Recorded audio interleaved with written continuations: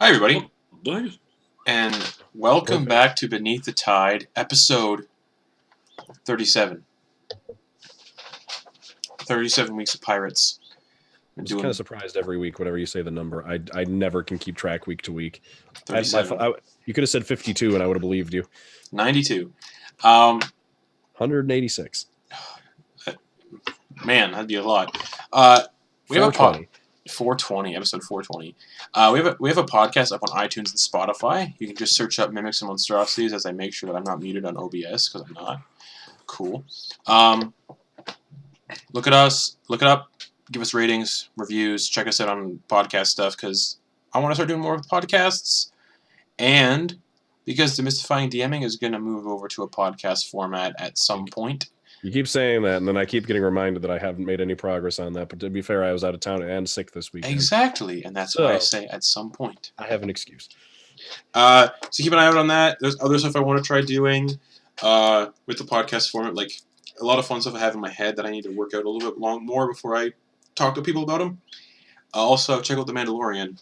We're not sponsored by them, but watch it. Oh man, if we were, watch it. I'll do whatever I need to. Watch it. John Favreau, call me. Watch it.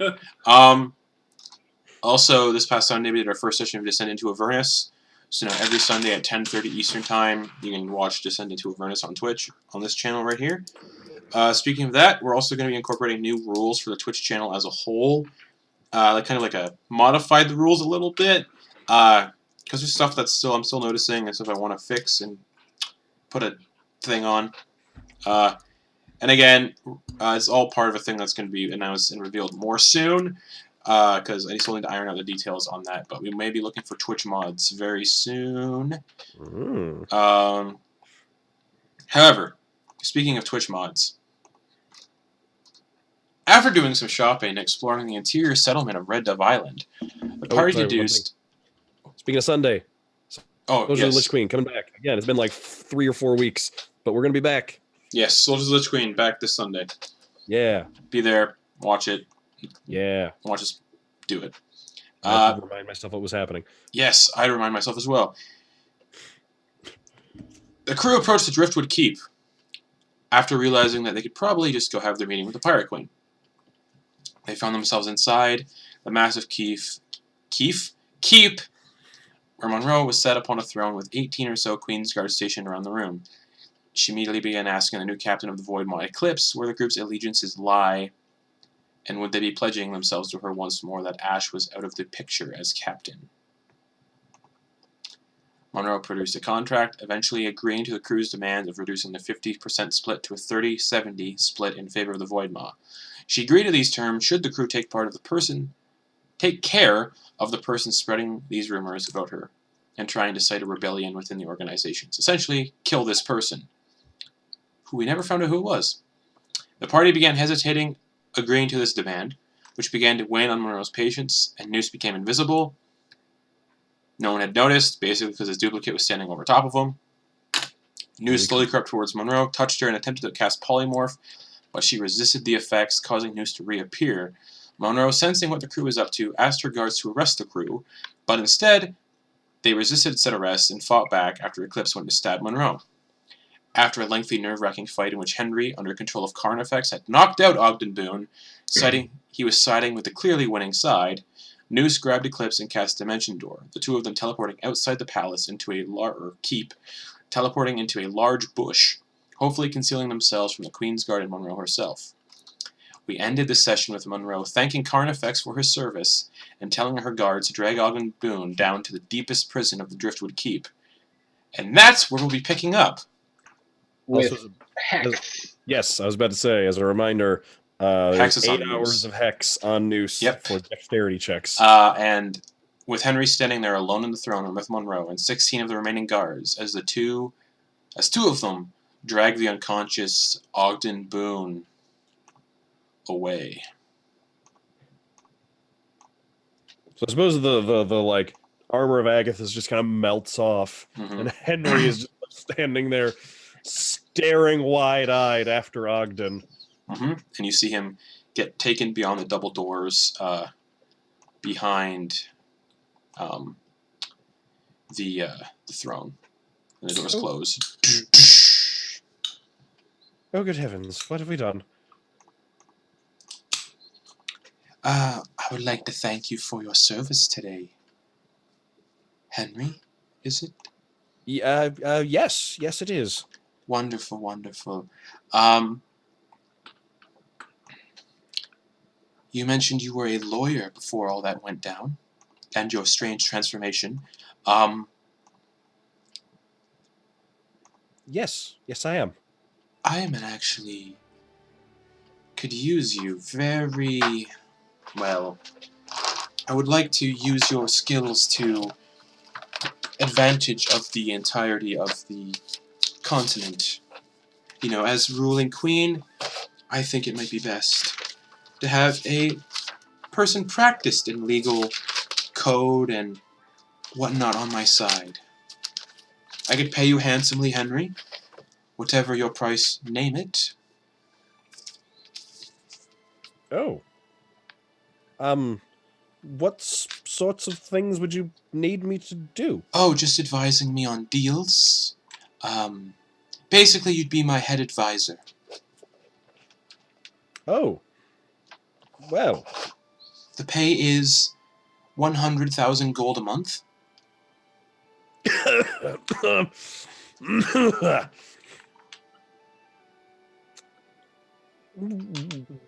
Well. Who am I to say no to a queen? Excellent. She kind of looks over the remaining guards. The rest of you, please go roam the island. Find anyone from the Void Maw. And most importantly, find the Goblin and Eclipse. And as for Eclipse, kill her on sight and bring me the body. As for the rest of the crew, I'd prefer them brought to me alive. Your Majesty. Yes. In my time on the crew, the rest of the crew, I believe that this was a spur-of-the-moment decision by the captain and Noose. I don't think the rest of the crew shares their mutinous intent. So, if you simply ask them to come here, perhaps I could speak to them and explain the situation to them, and we could avoid bloodshed and perhaps even retain their loyalty so there's no sort of misunderstanding. Of course. Should I find the other crew? You know, minus Eclipse and Noose, then of course discussions can be made. But for now, I just want them found and brought here. Okay, well, they should be on board the ship. That's why I saw them last. Well, I guess we'll find out momentarily now, won't we? I suppose so. Now, I would like to thank you as well for helping me apprehend this sort of leverage in the form of Ogden Boon. That was mighty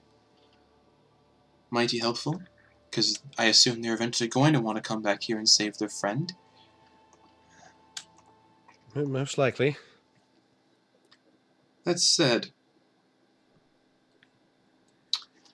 I should bring you to where your office is going to be from now on. Oh, you have it ready already? Well, our last advisor is dead, so it's been vacant for quite some time. Oh, I see. All right. And she motions for you to follow her as 4 guards follow her as well. I will follow. Okay. She takes one of the nearby doors, opens it, and she takes you up a long flight of stairs, maybe 10 floors or so. And she brings you to this sort of door, and on the door, inscripted on the door, it says the Tide Chamber, Tide. And she opens the door.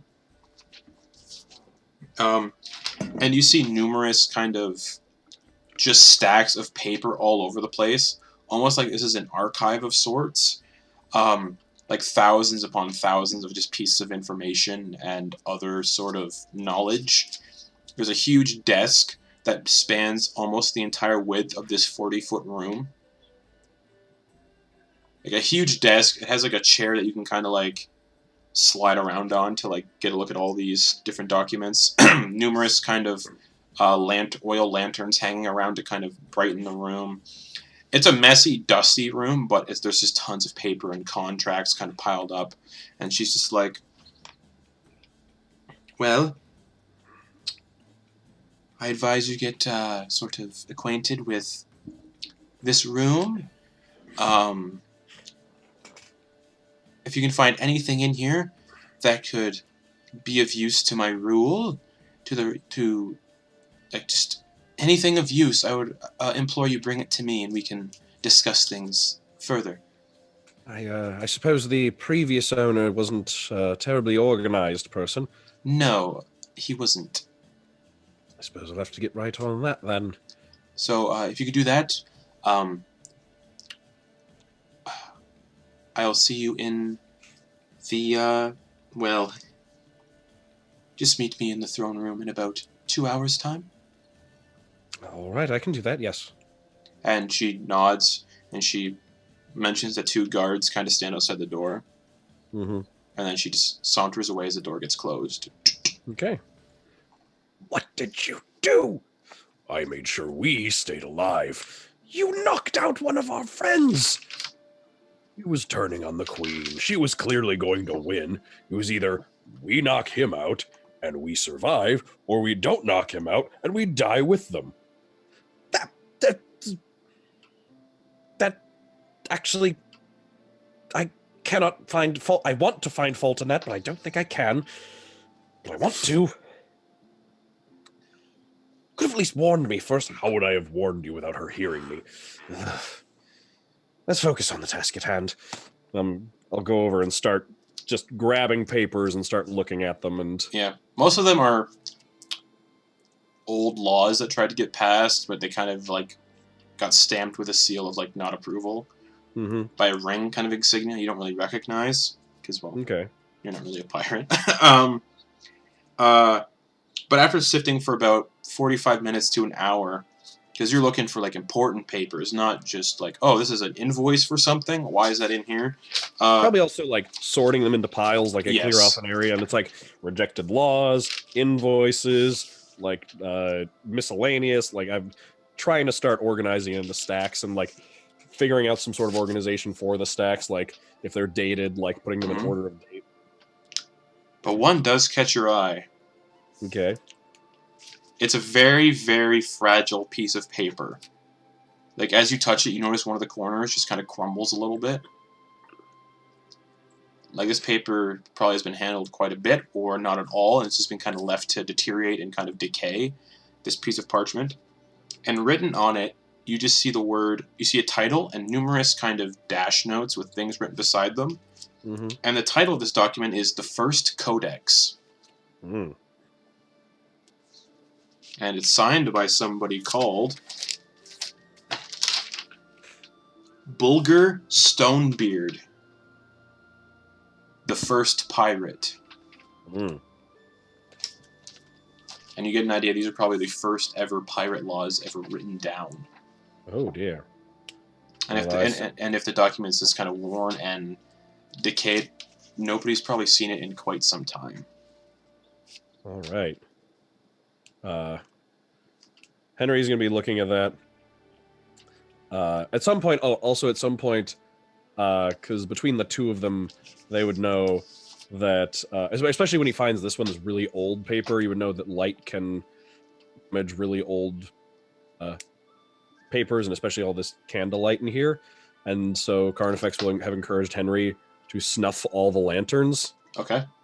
Because as he does that and it goes dark in the room, his eyes will just probably open glowing yellow because he can see in the dark.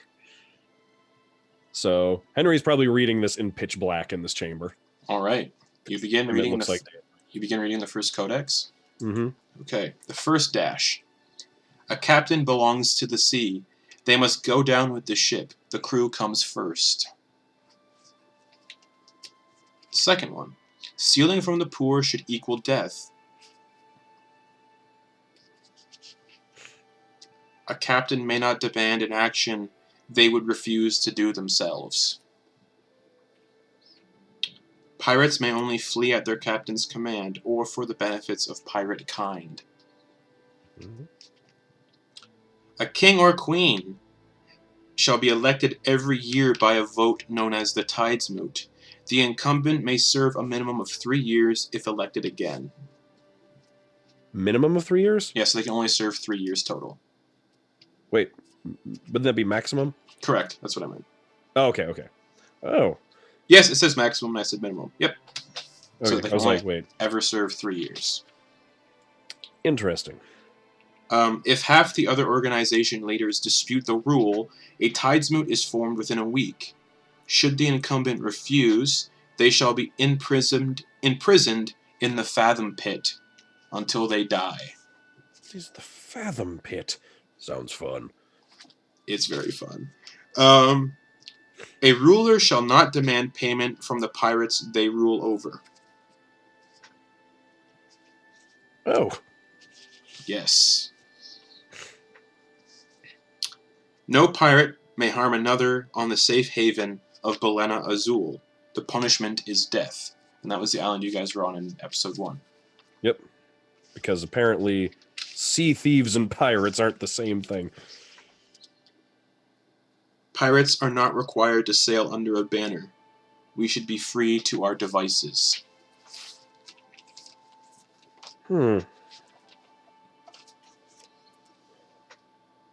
The organizations work with the ruler as more of a council and not for war purposes. They are designed to work together more for the use of politics. A law may not pass unless voted upon. So like you get the idea, like a ruler can't just make a law happen unless it's voted for by the council. Mm-hmm. Assaulting a ruler/council member is punishable by death. Oh.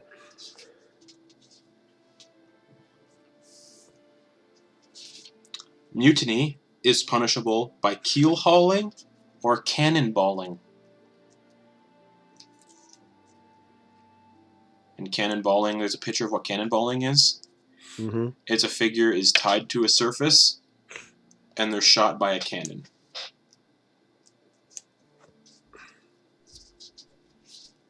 So, the picture is a person tied to a tree, Mm-hmm. and a cannon is literally shooting them from maybe 30 feet away, and the cannon hits them in dear. the stomach and just... Yeah. Keel hauling, people who don't know what keel hauling is, it's where you're kind of like thrown overboard and dragged underneath the ship, getting ripped apart by the barnacles. So that's fun too. Should something threaten pirate kind, all viable ships and crew must band together to tackle the threat. So, put things together with that. By the way, sorry. As Henry's reading this, I'm going to find a blank piece of parchment. Sure. And an inkwell. I'm going to copy it down. Okay. Pirates under the same organization may never harm one another. Organization leaders are required to protect and offer safety for their ships. Murdering civilians is punishable by execution.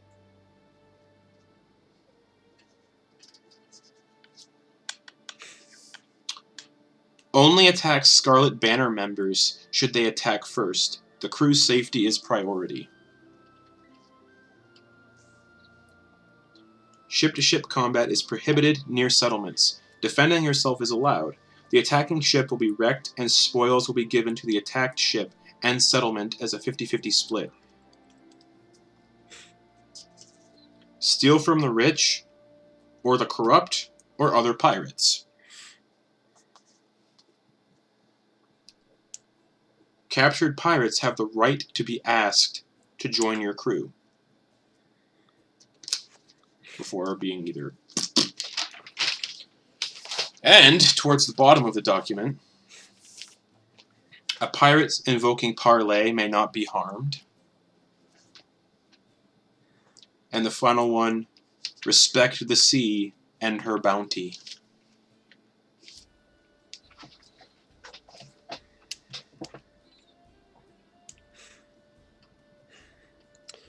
All right. Does this room have windows? No.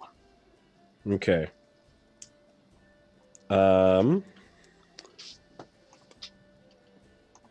Okay. said it was on the 10th floor, right? Correct. Is this place like a solid tower where like the sides are flat, or are there parts where it like jets out kind of lower down? It kind of jets And out a little bit. So there's like lower roofs and Yes. there's not the highest roof? Yep. Okay. I want to look around to see if I can find like a oiled pouch, like a waterproof oiled cloth or leather or something that would be like waterproof and very protective.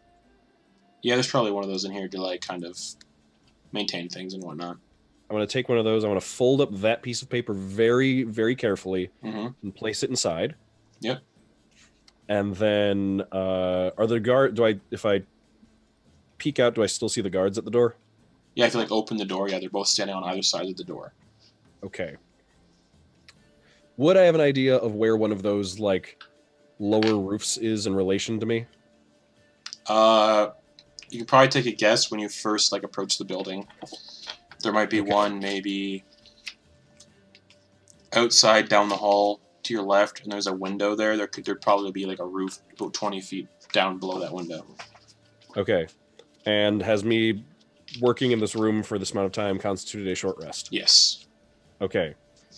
Henry would like to, from in this room, dimension door down to that roof. Okay, you... And then I look for, I get down, so like I'm like up against the wall, but like under the window, so like I'm in a hidden spot. I want to find a loose shingle. You can find one. All right, I want to lift up the loose shingle and tuck this underneath it. Perfect. Yeah. Right, I know where to find it. Yep. And then I dimension door back into the office. All right. As you do that, Ogden Boon, you slowly start to come to consciousness as someone's like slapping you across the face. Just.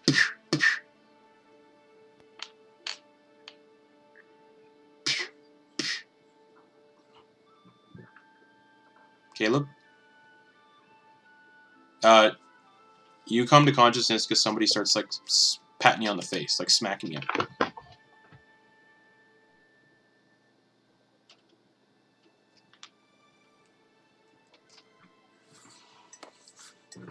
What?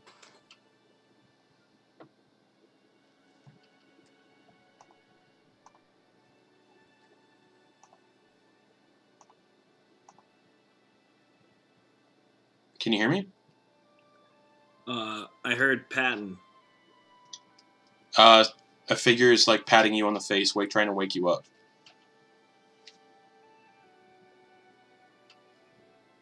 Great. Okay. Okay. And you find yourself in a sort of 40 by 40 foot room. Mm-hmm. And you're chained up and hovering over a pit.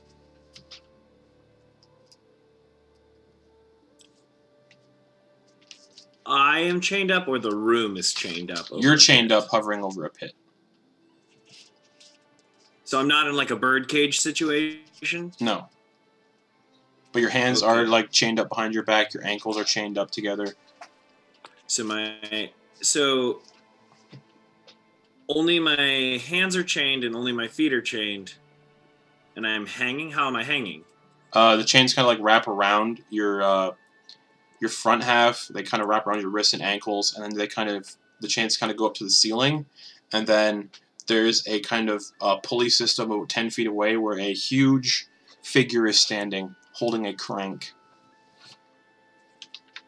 Okay. And the What figure... am I wearing? You're wearing your outfit. Great. And the figure is ghostly white, bald. They have pointed elf-like ears and jagged, narrow eyebrows. Their face is heavily scarred, and they have a studded lower lip ring in the middle of their lip. They're slender, dressed in black studded leather that is sleeveless, revealing heavily scarred arms. They're wearing studded black leather pants with a long spiked chain whip wrapped around their waist. They look like they're wearing nimble, lightweight leather boots, bloodstained and worn and a bloodstained and worn black silk cloak with pure black shadow-like eyes. Okay. And they're standing by this crank, and they just smile at you, and they start just moving the crank. And you begin to descend into the pit. And you can count as you're going down, kind of figure things out as you're being descended into this pit. It's about 400 feet deep. And you eventually, after this, you end up in what appears to be 20-foot deep water, but you're half submerged up to your waist in the water. The walls are smooth and slick with slime, and you see nothing because it's pitch black down here. Oh, sorry, you're submerged up to your chin in the water. Yes. The water is 20 feet deep and cold, but not to the point or risk of death. It is pitch black in the pit, and you can kind of feel things kind of like bump against you in the water.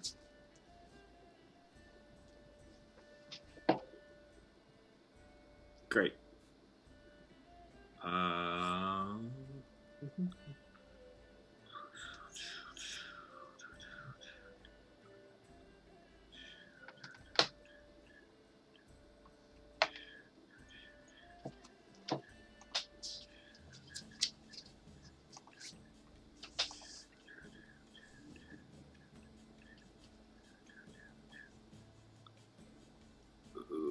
Wondrous. What next? That's the scene. What do you want to do?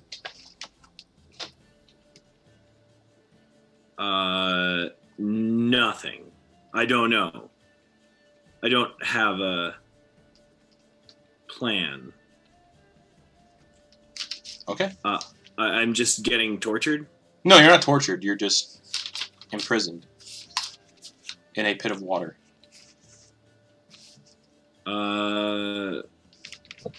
Just you did say he was hanging upside down, correct? He wasn't hanging upside down. Just hanging. He was just hanging. Oh, okay, never mind. Yeah. Just hanging from a chain in water up to my chin. Yep. At the bottom of a 400-foot pit. Yep. Suspended in 20 feet of water with things bumping against me. Yeah.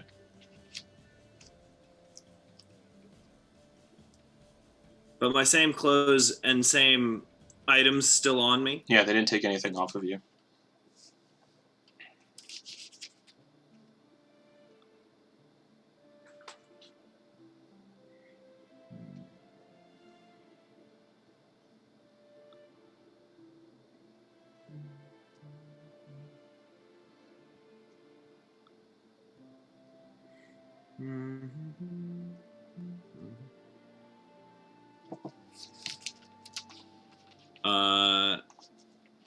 Yeah. Then, yeah, I guess I just start humming my favorite song and that's it. Okay.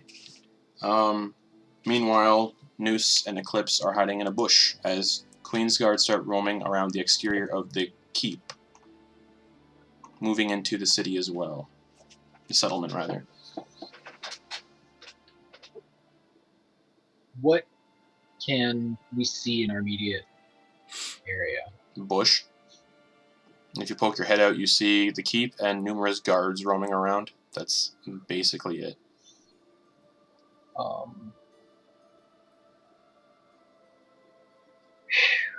How long is this directly after we teleported?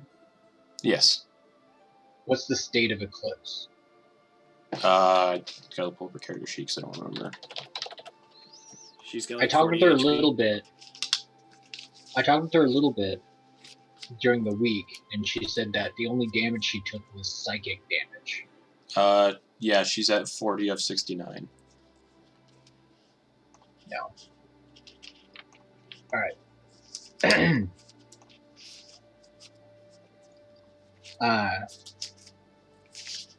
Did it look safe enough to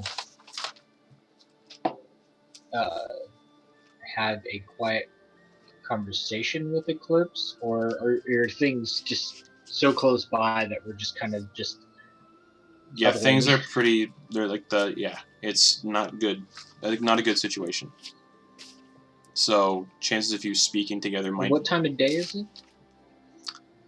Not long after you guys had the meeting. It's probably 5:36. So it's not dusk yet. It's kind of like the sun's kind of like beginning to set, but it's not nowhere near being dark yet. Okay.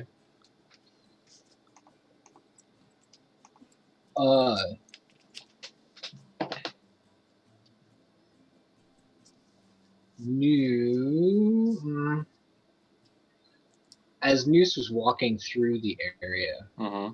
did you see anybody that either looked really important or looked so destitute that no one would pay attention to them? Probably not. They're all Queen's Guard. They all look the same. Armor and everything. No, I meant like in the town. Oh. As we were. Not really.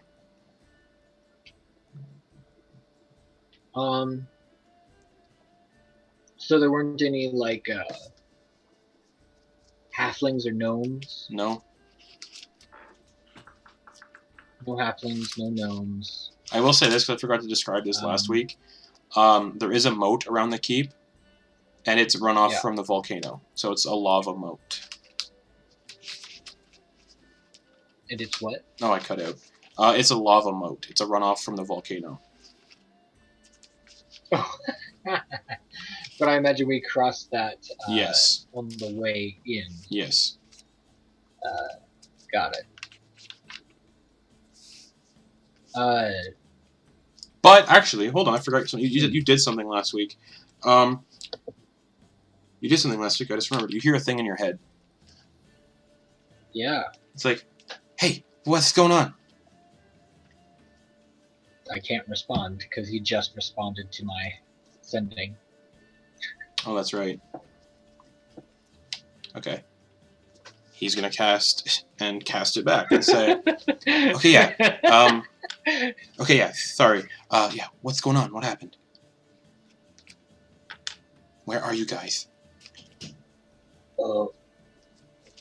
When I respond, nobody can hear except... It's mentally, yes. Yeah.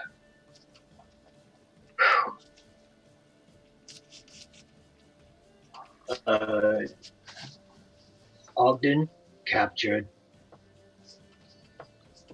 Henry betrayed. Eclipse injured.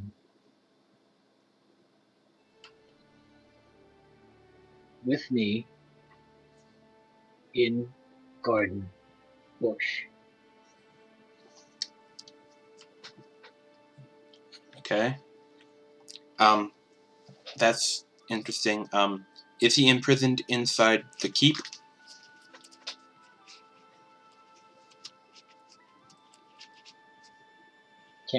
I mean, did he cast it again? Yes. Oh. Yes. Oh, I don't know. That's where he was. That's where we just left. He went down and we left him. Okay. Cast it again. Hey, it's me again. So he's probably in the Fathom Pit. The location is good. Stay where you are, maybe? I can come with backup in, like, not long. And we can get him out of there and do what we need to do. Do I get to respond? Yes. Monroe's injured, weak, have silence.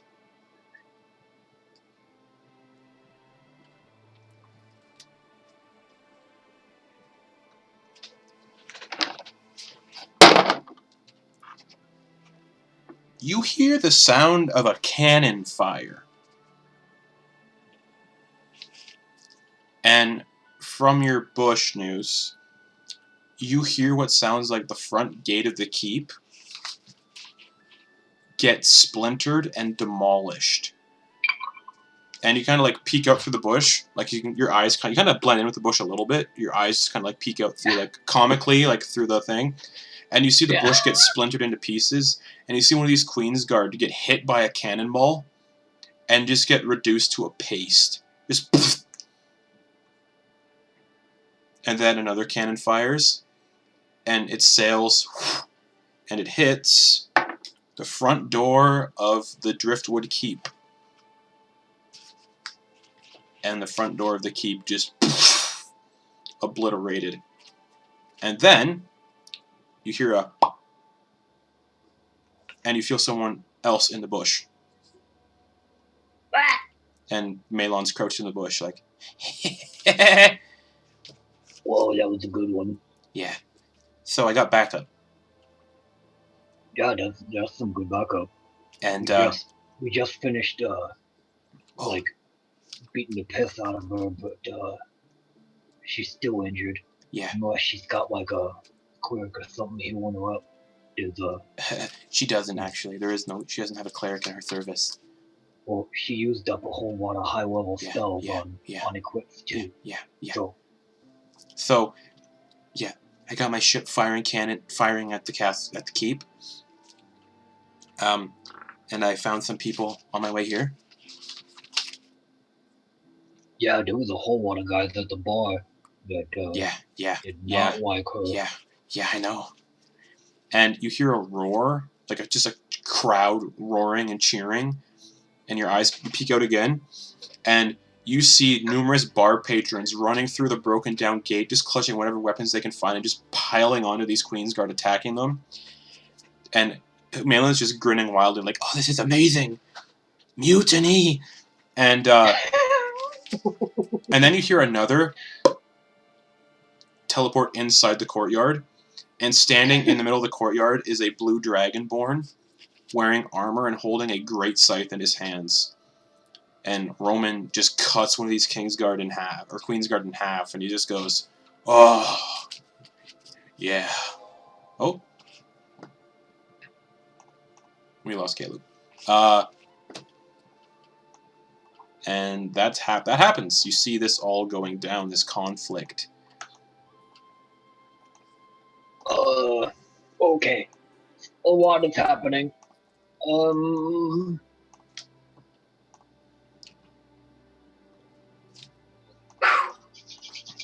Alright. So, One. Yes. We need to go get Ogden. Yes, he's probably in the Fathom Pit. I don't know where that is. Oh, I know my way. I've been in this castle numerous times as an organization leader now. Okay, you lead the way. I'll stick right with you. Sounds good. He will have a person guarding him. The person's called Arden. They're the High Inquisitor. They're not fun, but we can take them 2-on-1, 3-on-1 if Eclipse comes with us. Okay. Yeah, Eclipse, how you feeling? And psychic damage. I can't heal it. Makes sense. Okay. Oh boy. Maybe Eclipse, you should just stay in this bush. I'm thinking here. You know what? The hell with it. And he grabs you, Noose. Yeah. And he goes, "Hold on tight, buddy." Yeah. Eclipse, I'll come back for you. And he dimension doors. And Ogden, you hear what sounds like two people pop into existence at the top of the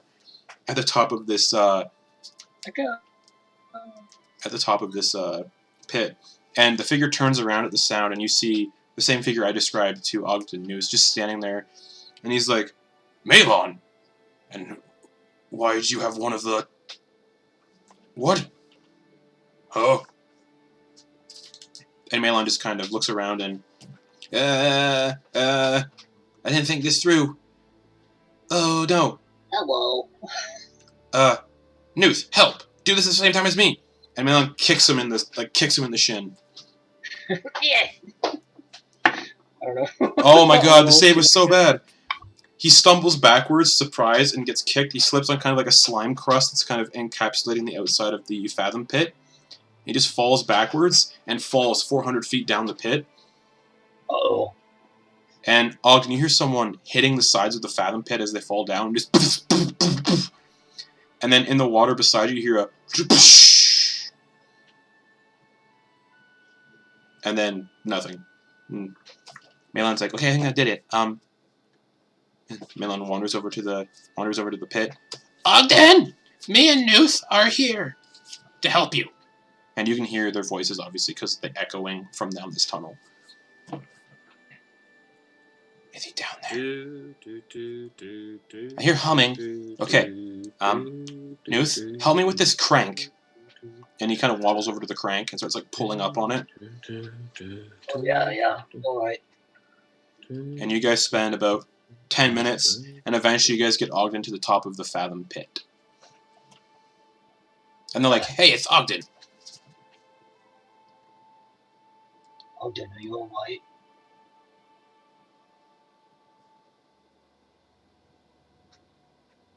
Who's Ogden?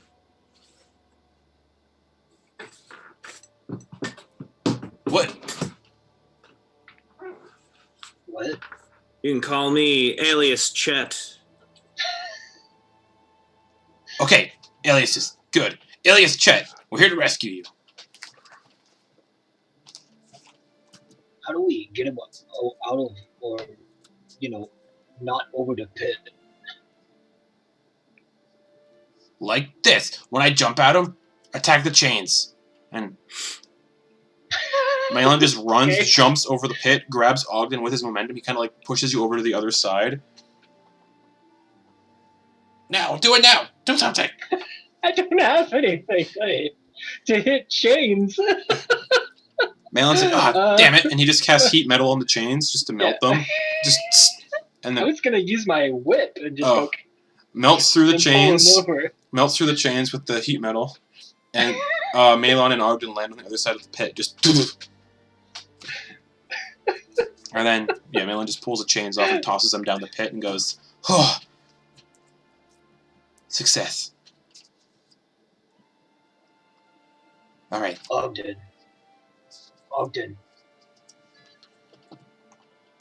I didn't hear much. What happened with Henry? It looked like he just turned on us.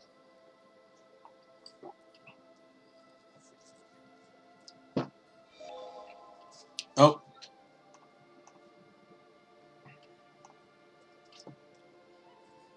Huh. Yeah. His Wi-Fi is bunk.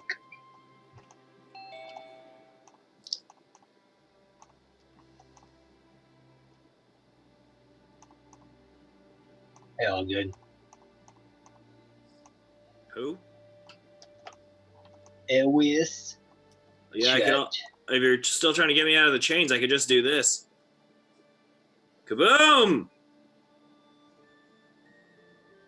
Cast Thunderstep. Ow! Yeah. Right next to you.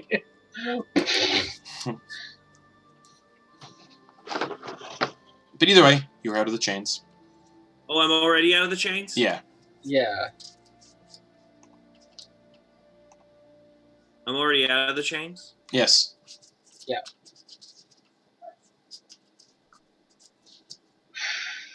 I can't hear anything you're saying. This sucks. Yeah. I'd like to sponsor Zoom for a couple of months. I really like everyone here and hope this eases some stress and helps keep everyone playing. Merry Christmas. Did anybody else just hear a robot wish them Merry Yeah. That was a donation for the Twitch stream. Oh, cool. Yeah. Merry Christmas. Jeremy donated $60. Whoa. Very Christmas. Whoa. Yeah. Jeremy, you are the best. Can you hear us yet, Caleb? Thank you. I can hear you. It just cuts out every 3 minutes, which is not great. So right in the middle of action, it cut out, and I missed it. Okay. You got freed from your chains. Great. Ogden, or alias Chet. No, Ogden died in that throne room. You left him there. Really, What? You left me. I'm back. Great. Dude, What's next?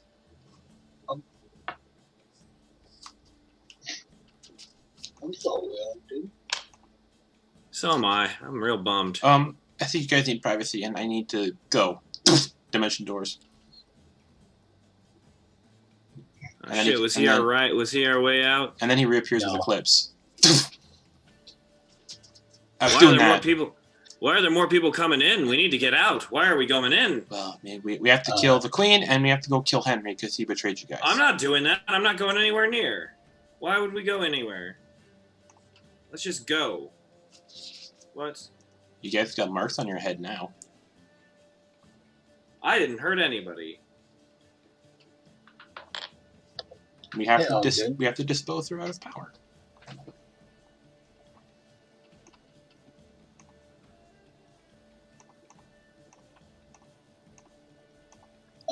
Ogden. Or alias Chet. Yes, I'm listening. Yes. What happened with Henry? I don't know. Did he say anything to you? Cause I didn't hear anything. He just started wailing on you. Did he look like he got charmed or something? No. He did everything on purpose.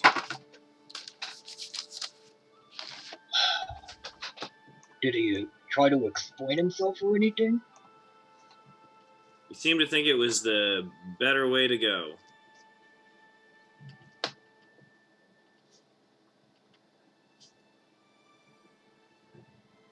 Oh, Still- I'm still really sore. I imagine I'm barely hanging on here. I'm Yeah, having what's trouble he- just standing. I think he's at What's one he hit look point. like? He's at 1 hit point. Yeah, if you got brought back to consciousness, you have 1 hit point. All right. Noose is gonna quickly try to use his healer's kit on you. And that is what level are we? 8. That is 18 hit points at least. Yeah, 18 hit points for you. Added. You heal 18 hit points. The Noose like getting some bandages, like getting the bludgeoning stuff, setting some finger bones that might have been out of socket replaced,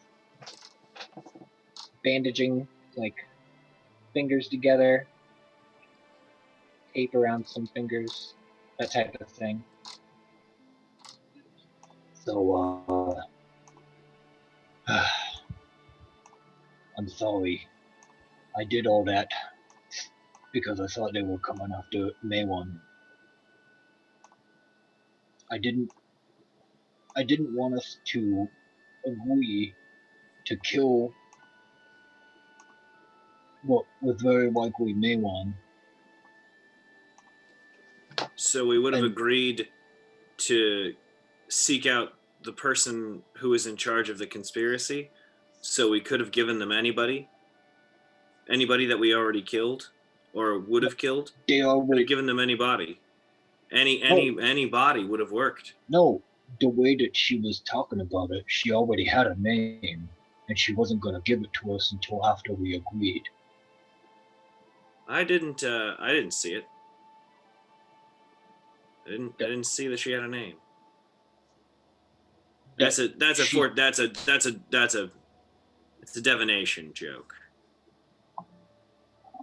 Just trying to lighten the mood because I'm sore and sad. That's all we.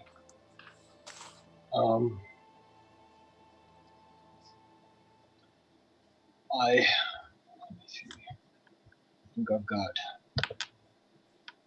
some more. Let me see.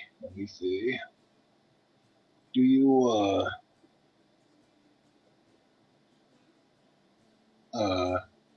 nope. Here we go. And he'll give you a health potion. Great. Is that a standard health potion? Greater. 44 plus 4. All right. Did you roll that, or? You do, I believe. Okay. Since you're administering it. While this is happening, Henry, you're in your little office. Mm-hmm. You hear cannon fire. Yeah. You hear screams. Okay. And you kind of feel the entire keep shake. Dust kind of dislodges from all the papers in the ceiling. Mm-hmm. And you hear the guards outside go, "What was that?" And then they both kind of run off to go investigate. Okay. I take the paper I have. Yeah. That I just wrote out all of these laws on. I take a separate piece of paper, and I would like to basically write up a version of it that aligns more with what I think the Queen would want to hear. Sure. Basically like, you totally can take taxes from your pirates and do whatever the Queen says unequivocally. Like, any of the things that would have taken away power from her or anything like that, I just, like, reverse the wording on those, so I have two conflicting copies. Okay. I'll do that as quick as I can, and then I will hurry off trying to figure out what the hell is happening. All right, you run out the door. You see guards like running around, panicking. They're carrying like wounded guards around. You hear the sound of combat and conflict coming from like the lower floors, and it's kind of all culminating right now in the throne room. Okay, I'll go and peek down into the throne room. Queen's Guard are protecting Monroe, who is moving towards a different set of double doors. Mm-hmm. And she's kind of like closing herself off behind those double doors. You see her disappear. You see these people you would have seen in the bar earlier fighting against the Queen's Guard. A lot of them are getting cut down because they are just armed with, like, not wearing any armor or anything. And at the front of this group, you do see a blue dragonborn with a great scythe cutting down guards as well. And you'd recognize him to be the same dragonborn that you saw in the Tavern Roman. Okay. I'm gonna try and follow after the Queen. Okay. I'm gonna summon the flail, though, and start firing off some eldritch blasts at the bar patrons, not the scythe one, but just like the randos. Okay. There is a bar patron, a disheveled, like, old-looking guy, pretty elderly. He's holding a club, and he's just clubbing at armored guys. Make an attack roll. All right. As you throw an eldritch blast at him. Both attacks or just the one? Whatever you want to do. I'll blast, because one cast gives you 2 attacks, 2 beams. So. That is a 15 and a 19. He's an old guy wearing no armor, so yeah, that hits. Okay. Damage? Yep. 9 on the first, 13 on the second. He had a head. Both Eldritch Blasts kind of... And he just kind of stumbles backwards and... Okay. And the guards, like... One of the guards, like, nods its approval at you. And starts, like, fighting, like, running into the battle and fighting more. You do see Roman cutting down, like, these Queen's Guard without much issue. He's, like, dodging them and, like, parrying them and just disemboweling them. And he did not see what you just did. Okay. I'm going to follow after the Queen. You do. You get behind the door. She went behind. You can see her moving down the hallway as quick as she can. I'll hurry after her. All right, Your Majesty. Your Majesty. Oh, what is it? It's a little... Things aren't... What is it? I found something that you might be interested in. Okay, quickly, into my quarters. And she opens up another door and runs inside. All right, I'll follow her in. And she closes the door, locks it, numerous locks on the door. Just She waves her hand over the door and casts a spell on the door. And you hear more locks sound, but you don't see them. She turns around and Okay. goes, okay, what is it? I hold up the 2 pieces of paper, and they have the exact same heading of Stonebeard's, or the Codex, and then Captain Stonebeard's laws. And she So goes, Probably just looking at it, that's the part that you can immediately notice on both. where did you find these? I copied them from a very old piece of parchment I found within the office. Oh, excellent. May I see them? Well, here's the thing. One of these, and I hold up the one that's an actual copy. One of these is a copy of the actual laws, and I hand her that one. Okay. The one that basically says, like, don't do most of the stuff you're doing. Oh, interesting. And she kind of walks over to her desk and sits down and starts reading over it. And as she's holding it, you just see the paper start to ember and burn. Mm-hmm. And then she's like, well, I must have slipped. Now, I am perfectly willing to say that the paper that I found, in fact, said this, and I slide her the other one. You can see a smile creep across her face as she starts to scan it. Meanwhile, you can hear the sound of combat and cannonballs going. And she's like, oh, this is very good. Yes, let's make this the laws, shall we? However, this does, this does raise the awkward situation where, I suppose I'm the only other person that is aware of what the actual parchment says. That is correct, isn't it? Yes, well, I also feel I should probably mention that I've taken the precaution of hiding the original parchment.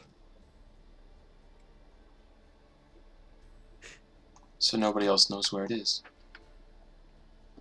I left it somewhere where it could be found if I'm killed. As insurance.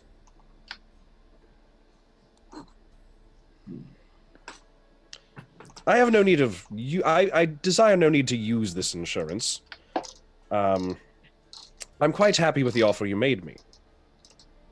However, as a man of the law, I also understand leverage when I see it. Her smile isn't much of a smile anymore, and it's more of a scowl. Please trust me when I say that I have no intention of using this against you. I am perfectly willing to put my word forward that that piece of paper in your hand is the direct transcript of what I found. But I also understand that in matters such as these, people that cease to be useful to you or are potentially dangerous to you are those that you might want to loose ends you may want to clip. And I would like to not be clipped.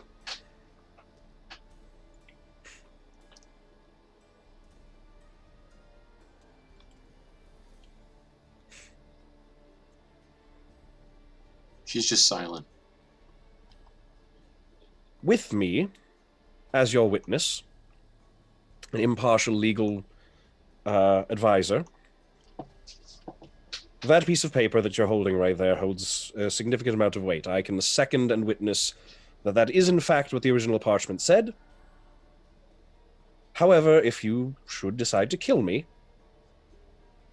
those laws are very convenient for your own rule, and it would be much more. I would hazard to guess that it would be much more difficult for your followers to believe you that those are the rules, since they so conveniently align with your practices. She pushes herself up from the desk.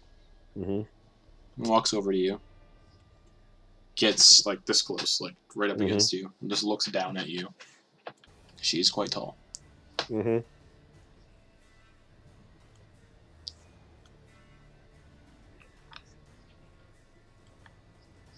Fine.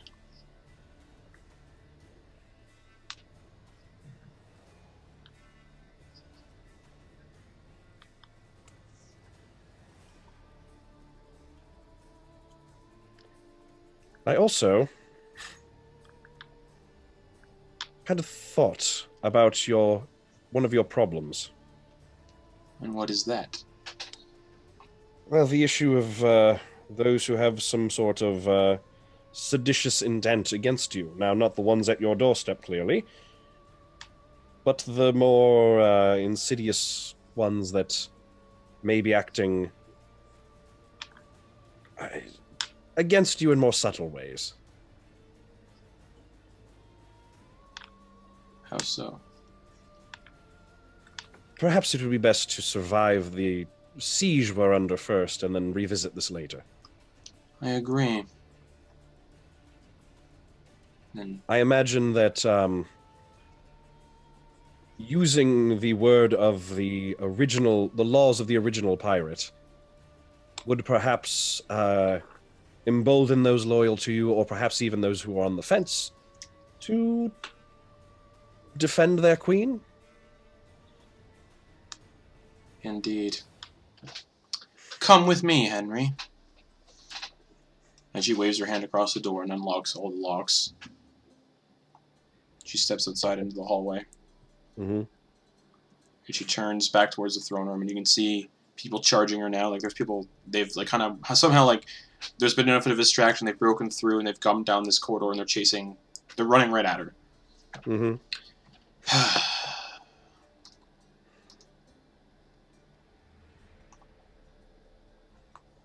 And they get up to her. She lets them get within, like, touching distance. There's maybe 4 of them. Mm-hmm. Numerous ages, teenage, middle-aged, adult. They're all humans from the village. And she just raises a hand. And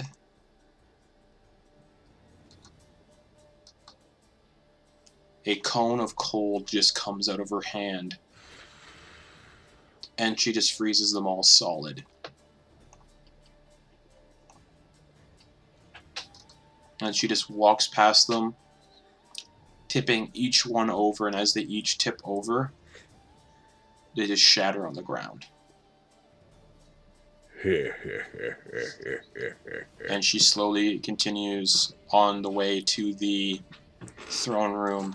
And you notice this time, she's pulling something out of the inside of her coat, and it's a very large-looking staff, wreathed in just a cold aura. And she's walking back to the throne room. I'll follow after. Meanwhile, Noose, Ogden, Malon, and Eclipse are still in the Fathom Pit room.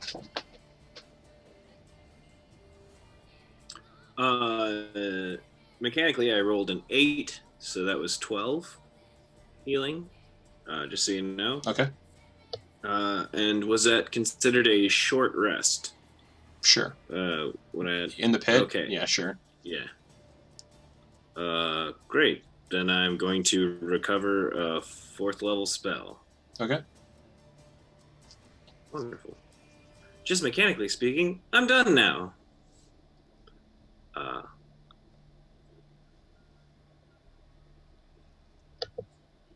yeah, the 4 of you are in the Fathom Pit. You can hear the combat going on all throughout the castle.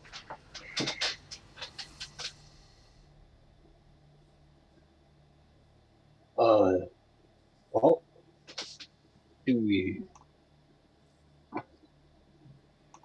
I suppose right now, do we see if we can't take down Monroe, or do we book it? I mean, if we if we take out Monroe, we get the bounty off your guys' heads. And it forth a tides note, and most of the other organization leaders want her disposed anyway. So I assume you guys would be not killed if you kill the queen? Yeah, let's do it. She used up a lot of spell slots in our battle already, so I used up some. We'll see what we can get done. I just wouldn't count her out so easily, but sure. Let's go turn her into poop.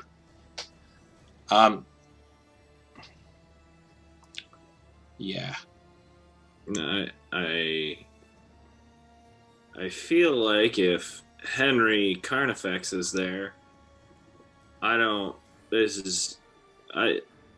have a lot of confidence in us I know how to. surviving. I know how to take care of Henry. So do I. And I bet Roman does too.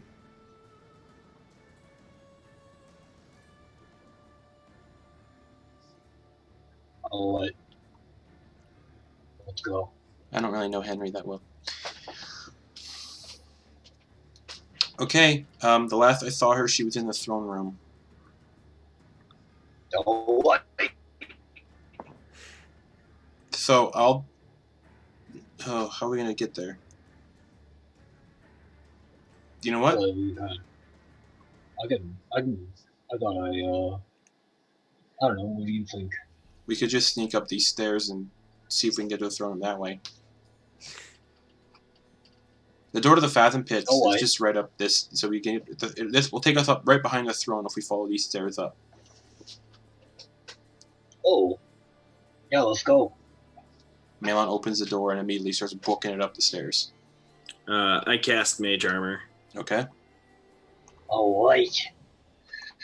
Alright, you guys spend about 5 minutes getting to the top of the stairs. You can hear conflict going on very loudly in the throne room. Henry, you and Monroe finally enter the throne room at about the same time as Noose, Ogden, Eclipse, and Malon get behind the double doors of the Fathom Pits. Nobody knows they're actually behind those doors. And yeah, people are just fighting. Roman is just being a madman and just cutting down numerous of these Queen's Guard. And Monroe sees him and just like, he looks like he might be a threat. Yes, that seems quite reasonable.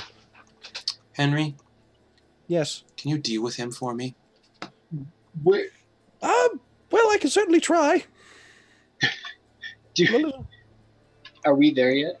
You're right behind the double doors, like behind the throne. You can hear all the conflict going on, but you can't hear the talking because it's all just conflict. Okay. Well, yeah. Can we? Okay. Yeah, go ahead. Do your thing. I can certainly try. I'm a little low on.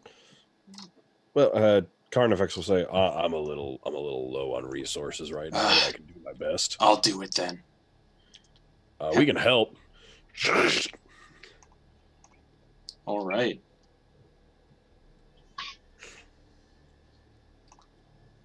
Noose, Ogden, and Eclipse Malon. What's that little group doing?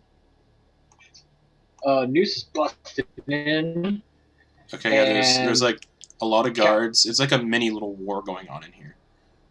Yeah, Noose is casting Entangle on everything that he can see. Okay. What's the radius on that? Especially Monroe. Yeah, That what's the radius on that? is a 20-foot square. Oh, she's far out of that. Well, Oh, yeah. He's putting it onto her. 90 feet. So you bust out, you see her, she's about 85 feet away with Henry right beside her. To your right. She's coming out of a set of double doors to your far right, about 85 feet away. She's holding a staff in her hand. Yeah, he'll do Entangle on her and Henry.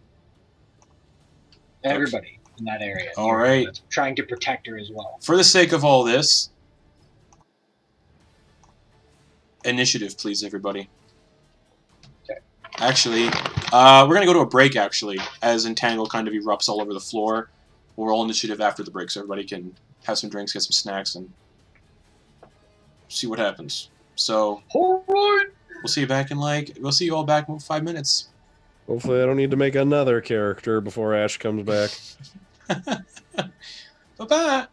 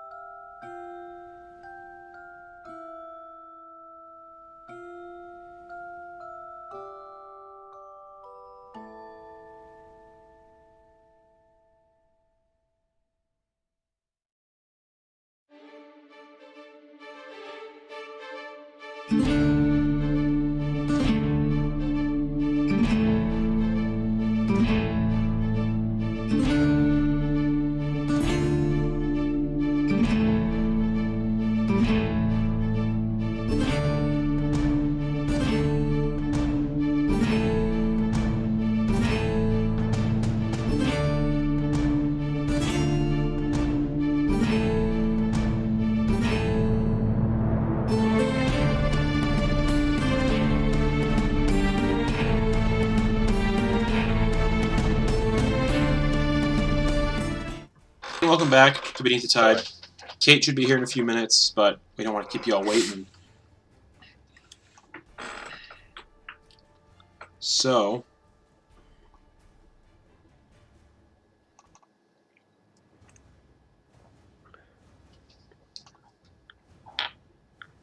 time for some combat. As I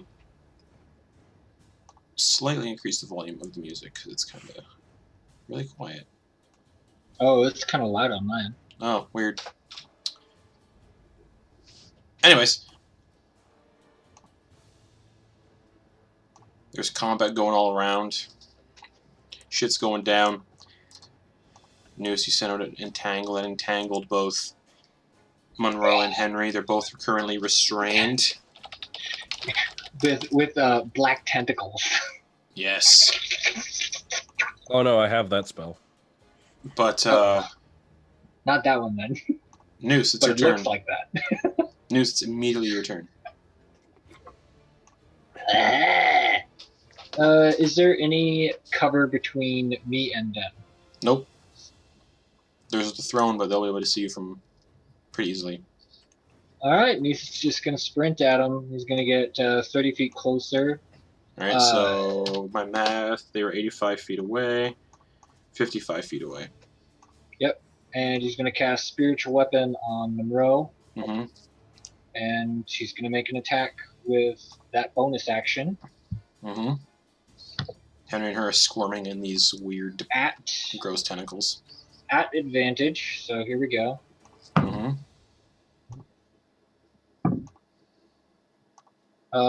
That is a 25 to hit. That hits. Roll damage on that as you whack. The hummingbird just jabs at her. That is 11 force damage. Okay. And for Noose's regular attack, he's gonna do ring ring Toll the Dead on her as well. Wisdom saving throw. 12. Fails, so 2d12s. Mm-hmm. 12? Oh, yeah! And ooh, that is good. I got on the 2d12s. I got a 12 and an 8, so that's 20 necrotic damage. Nice. And she's like, and her eyes shift right over to you, and she's staring eye to eye at you. Anything else, Noose? That's all he's got. All He moved as close as right. he could. Okay. Okay. Let me see. Cool. And she just screams, "Burn!" at the top of her lungs, and you need to make a dexterity saving throw, Noose. Mm. Oh, that's a disadvantage. Nope, it's the regular. Yeah, it's a saving throw, so it's not a check, yeah. So, dex saving throw. Mm-hmm. Probably not gonna work. 15. That fails as she casts Immolation on you. What the fuck is that? Flames wreath one creature you can see within range. The target must make a dexterity saving throw. It takes fire damage.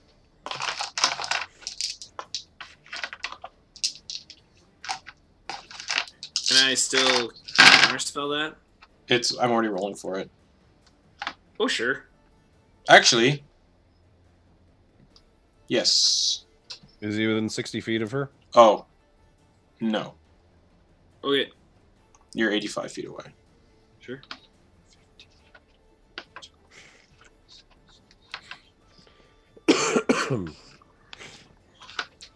You take 35 points of fire damage, Noose.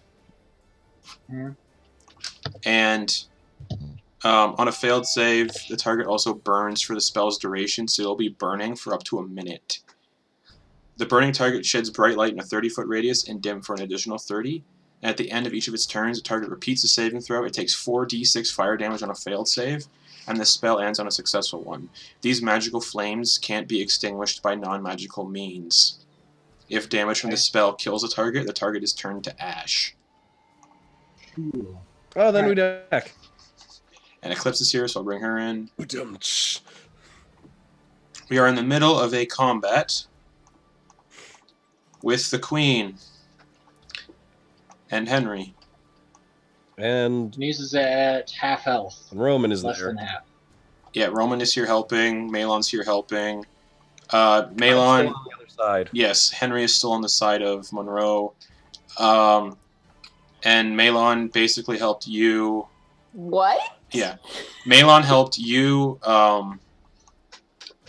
Ogden, Eclipse, and Noose kind of get to a better place. And now it's combat. What? So how much damage was that again? 30, I don't remember, 36, I believe. Have that. 35? Yeah, 35. Yeah, have that. What is that? 17?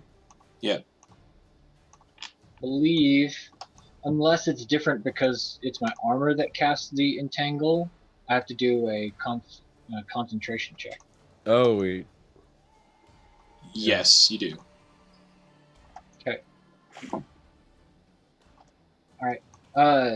And so the DC would be 14.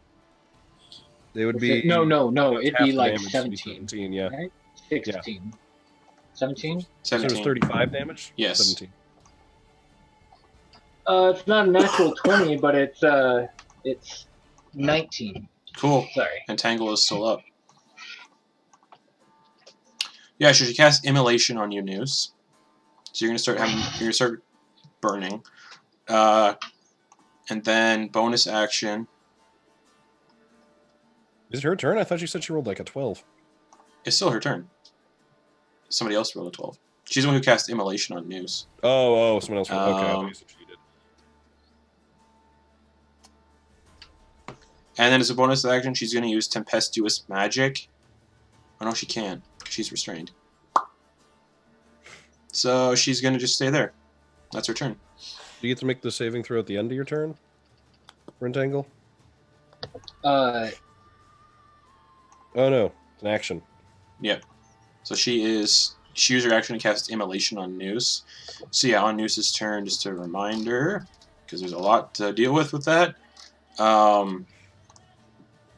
Dex save. At the end of each of your turns, you repeat the saving throw. It takes 46 damage on a failed save.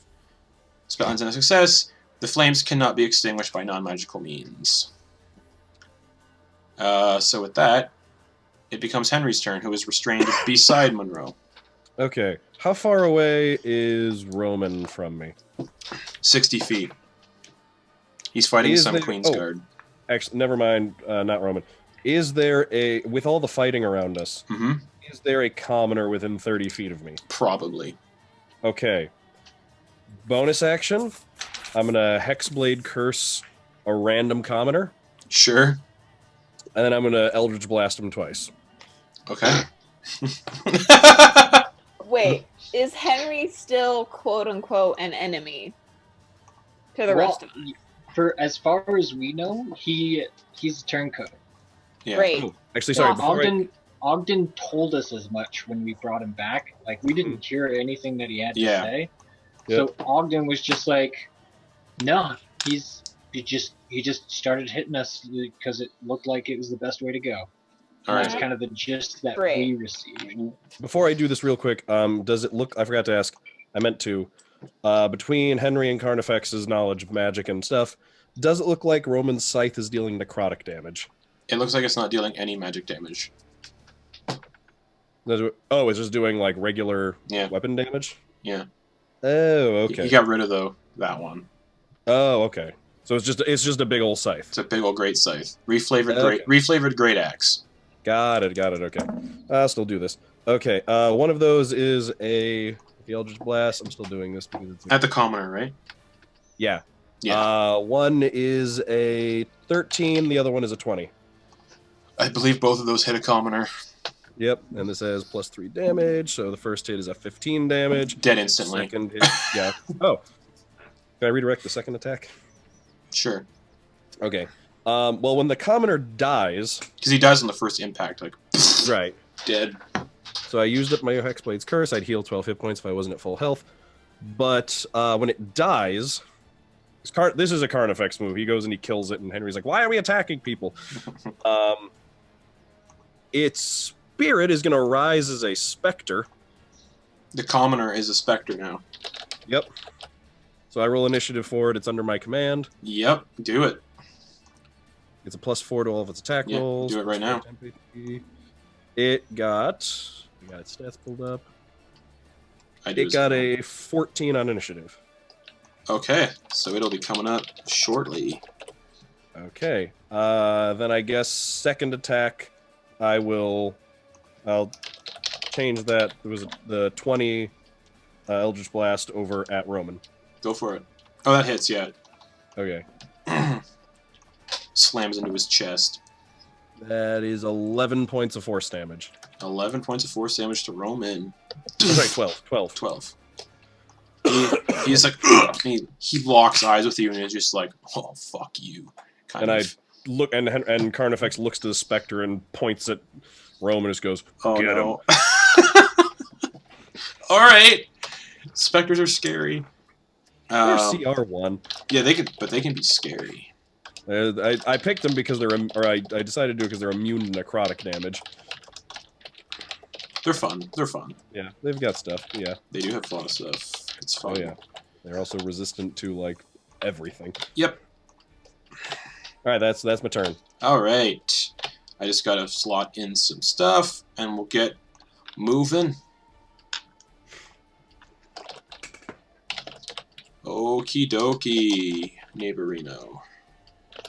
Next up is the Queen's Guard. And there's 3 of them around Roman. And yeah. So the 3 around Roman are gonna go simultaneously. Because they're all running after the other these 3. So this one is gonna swing at Roman with its great sword. With a natural 20 right out the gate. The natural 20 that's not directed at you guys, so it's all good. You're killing me, Justin. Oh. So from the first greatsword attack, Roman takes 27 points of slashing damage. Mm-hmm. And he's no longer looking too great. He's about to be dropped below half. So then it's going to arc up with its greatsword and try to stab him again. I kid you not, I just rolled another natural 20. So 2 in a row. Oh god. Okay. I thought Roman would be a good help throwing this encounter. Not if you keep rolling natural 20. And he takes an additional 24 points of slashing damage. Does he have reactions? Yeah, he does. Okay, cool. Okay. And then this way, the other Queen's Guard turn is going to attack him again with its great sword. That Queen's Guard better be getting a promotion. Yeah. 17 plus 5 does hit Roman. But he's going to touch himself and cast Shield on himself. And he's going to use... Yeah, he's going to cast Shield on himself. So now his AC is 23 until the start of his next turn. Yeah, so the King's Guard attacks again, misses its attacks. The third one, miss. So his shield just saved his ass. And that'll bring us down to Eclipse. You're basically right beside Noose, Ogden Boon, and Malon. Mm-hmm. You guys have just come out a set of double doors that led down into the Fathom Pit prison. You are immediately behind the throne. Noose is 30 feet to the right, running after Henry and Monroe, who are both restrained and on fire. And he's running towards Monroe and Henry, who are both restrained from Entangle. And they are 85 feet away from you. Roman is 60 feet away from you to the head, and there's Queen's Guard just all around. So right now, any attacks you do on Monroe will have advantage. Or Henry. But yes. Well, considering Monroe tried to disintegrate me, and took my friend prisoner, I'm going... Can I have activated the Dagger of Venom before we came in here? Yeah, I would have assumed that would have happened. Awesome sauce. So, Tabaxi swiftness, movement, bonus action dash. You straight to Monroe. Yeah, you get right up to her. That's like 120 feet. Fuck. I'm gonna stab a bitch. Yep. First roll of the night. With Here we advantage, go. yeah. Yeah. Yeah, advantage. I wish advantage would stack.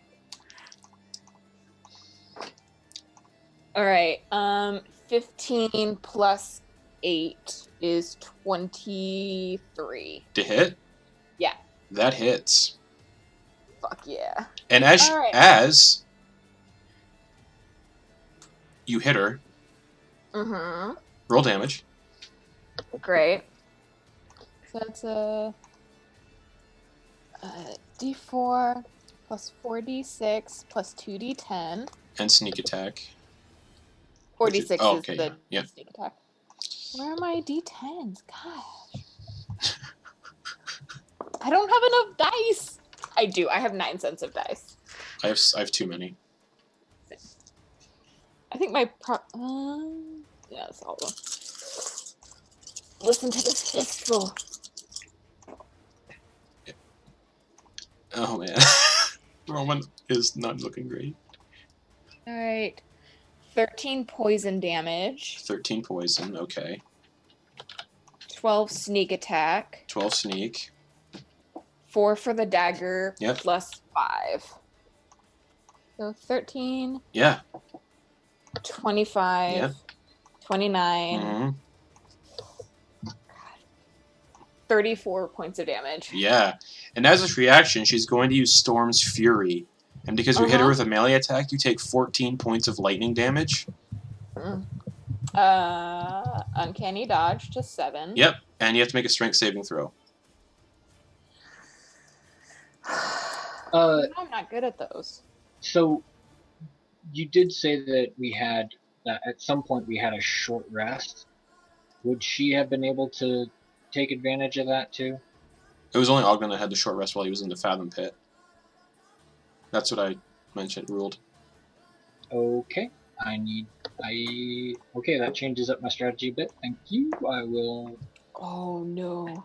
mark those things off. 4. 4.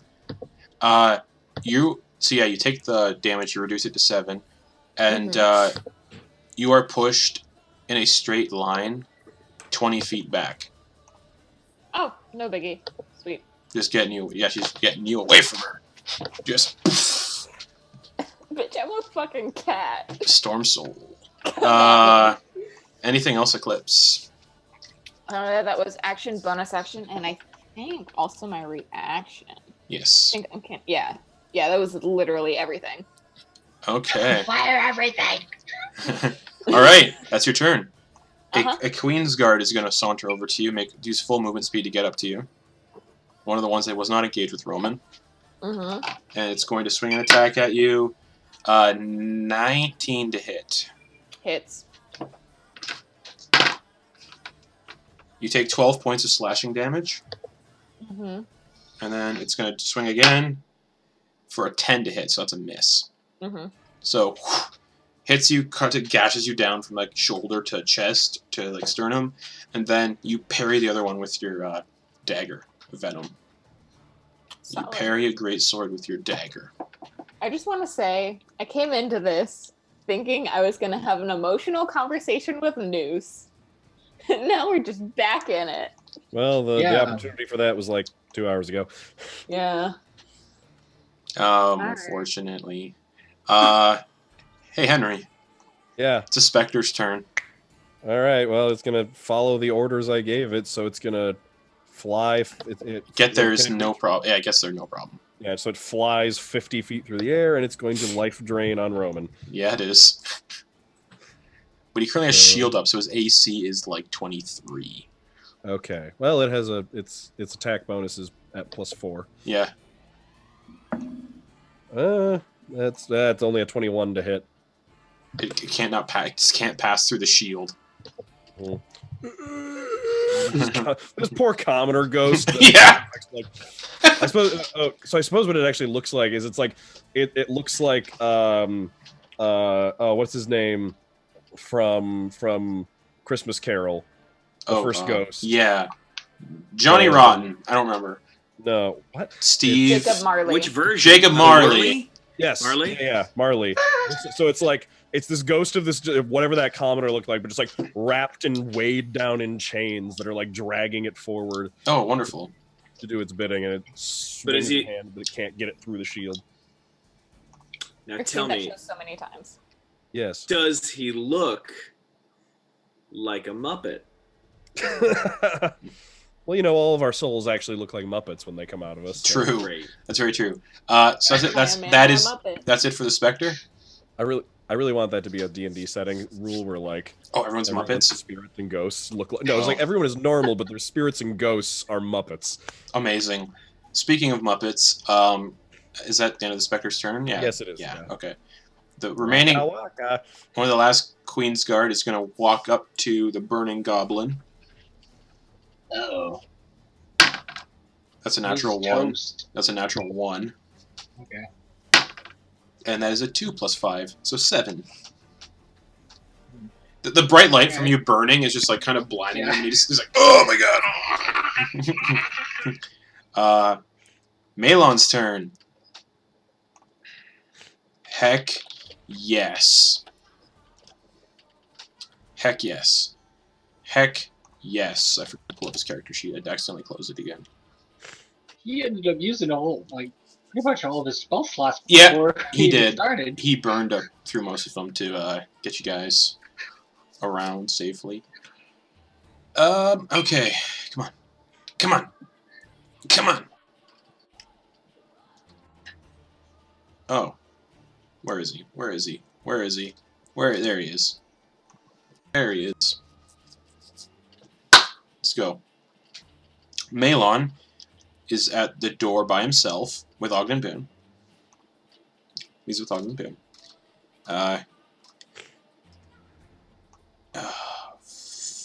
Fuck. Come on. Come on, Malon. What do you got on here? What do you got, buddy? What do you got? This Got- is tough. Oh, man. Oh, man. Oh, man. He's gonna get up to where Noose is Hey. with the flaming guy, and he's gonna look at he's gonna look at the Queen's Guard that's right there, and look at like what he has left.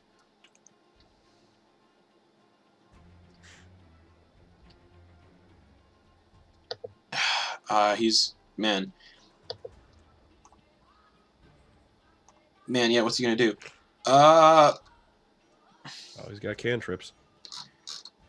Yeah, he does. That's right, he does. He's just gonna do. Fuck. Why did he get that close? He's just gonna cast poison spray away from Noose at the Queen's Guard. Just solely at this Queen's Guard to get it away from Noose. Queen's Guard needs to make a con save. Fails, takes 2d12 poison damage. 16 points of poison damage to that one. Okay. 16 points. Whew. Okay, that... Yeah. 16 points of poison damage. Oh, wait. Kobolds get pack tactics, I believe. Yes, they do. Fuck, you could have done a melee attack. Oh well. I forgot. Bonus action. No. No. No. No, he's not. And it's Roman's turn. So shield is gone. Ew. He's surrounded. 2 guards in front of him. The Spectre's on his right side, roughly. And there's a guard behind him. He's going to look to the ones in front of him. And as an action, the 2 guards in front of him. Yeah, because they'll both be within a 5-foot line if he does it right in the middle of them. Yeah, in a 30-foot line, so it'll avoid all his friends. He's going to use his breath weapon. Just whoa, as like lightning breath, or I think it's lightning. Yeah, lightning breath just crackles out of his mouth. And the 2 Queens Guardian make dex saves. That one succeeded. That one failed. So that's 3d6. Ooh. I need to see if that's half, if they succeed. Yep. So the Queen's Guard directly in front of him takes 16 points of damage, of lightning damage. You guys watch as Roman unleashes this torrent of just lightning out of his mouth. The other one saves, so it takes half of that. So it takes 8. Okay. And then the Spectre is still there, which is scaring Roman a little bit.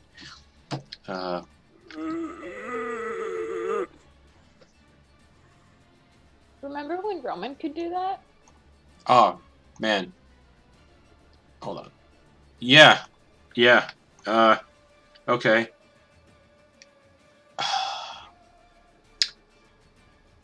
Yeah, he's going to use a bonus action to use Grasp of the Deep. And it's going to make a melee spell attack against this against the Spectre.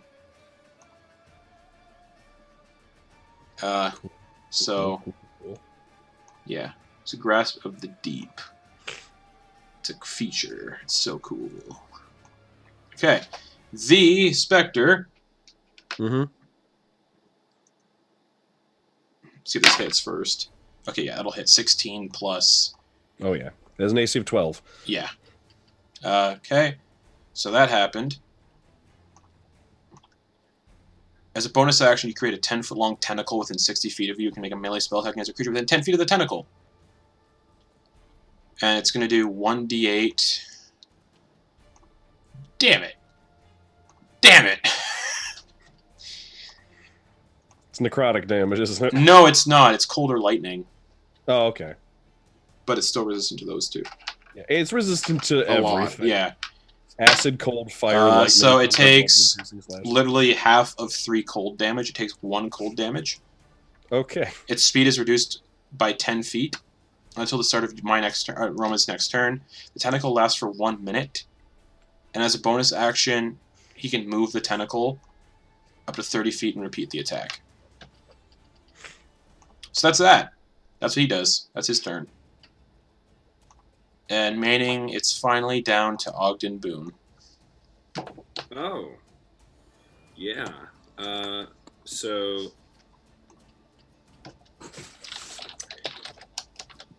Is there... You know what? Okay, I'm going to move within... I'm going to move 30 feet closer. Mm-hmm. But outside of the action. Yeah, sure. Does that make sense? Yep. Great. Awesome. And then I'm going to cast Fireball at the essentially at the crew inside the ensnarement. Sure. Entanglement. Yep. So it's just a dex save for those guys. I think is we true. Disadvantage. Yeah, Because we're disadvantage. restrained. Yeah. Oh! Is that gonna hit Noose or Eclipse?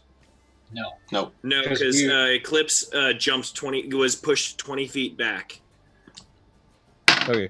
by Monroe. Monroe got a 19 on her dex save. Okay. At disadvantage? Oh, no, hold on. 14. Okay. I got a 17 and a 15, so a 15 on my dex save. Okay.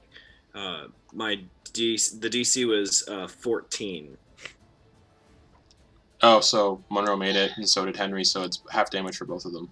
Yeah, which is still going to be significant. Yep. Great. I miss my temp HP.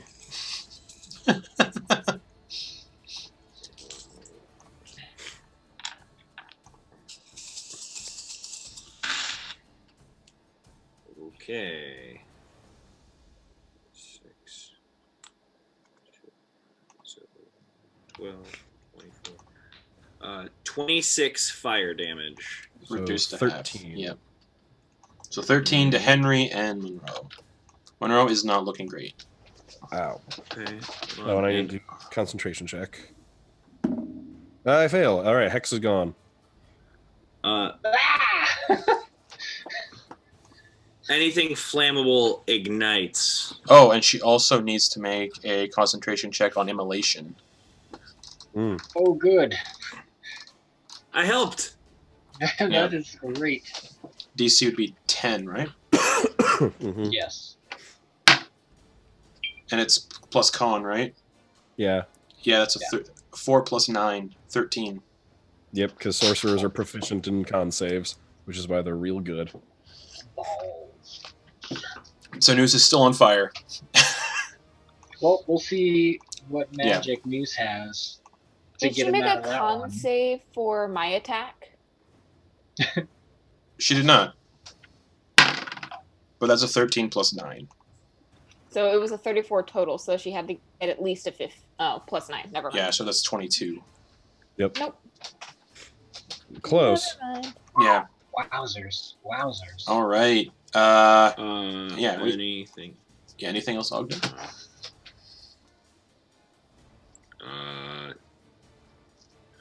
Actually, no. No, not currently. No. Okay. Okay. Which means we're back to the top of the turn order. Noose. Bonus action. Spiritual weapon. Yep. Does the immolation go first, or? No, it's the end of his turn. Oh, okay. That's convenient. 8. I believe. Let me check, That actually. is...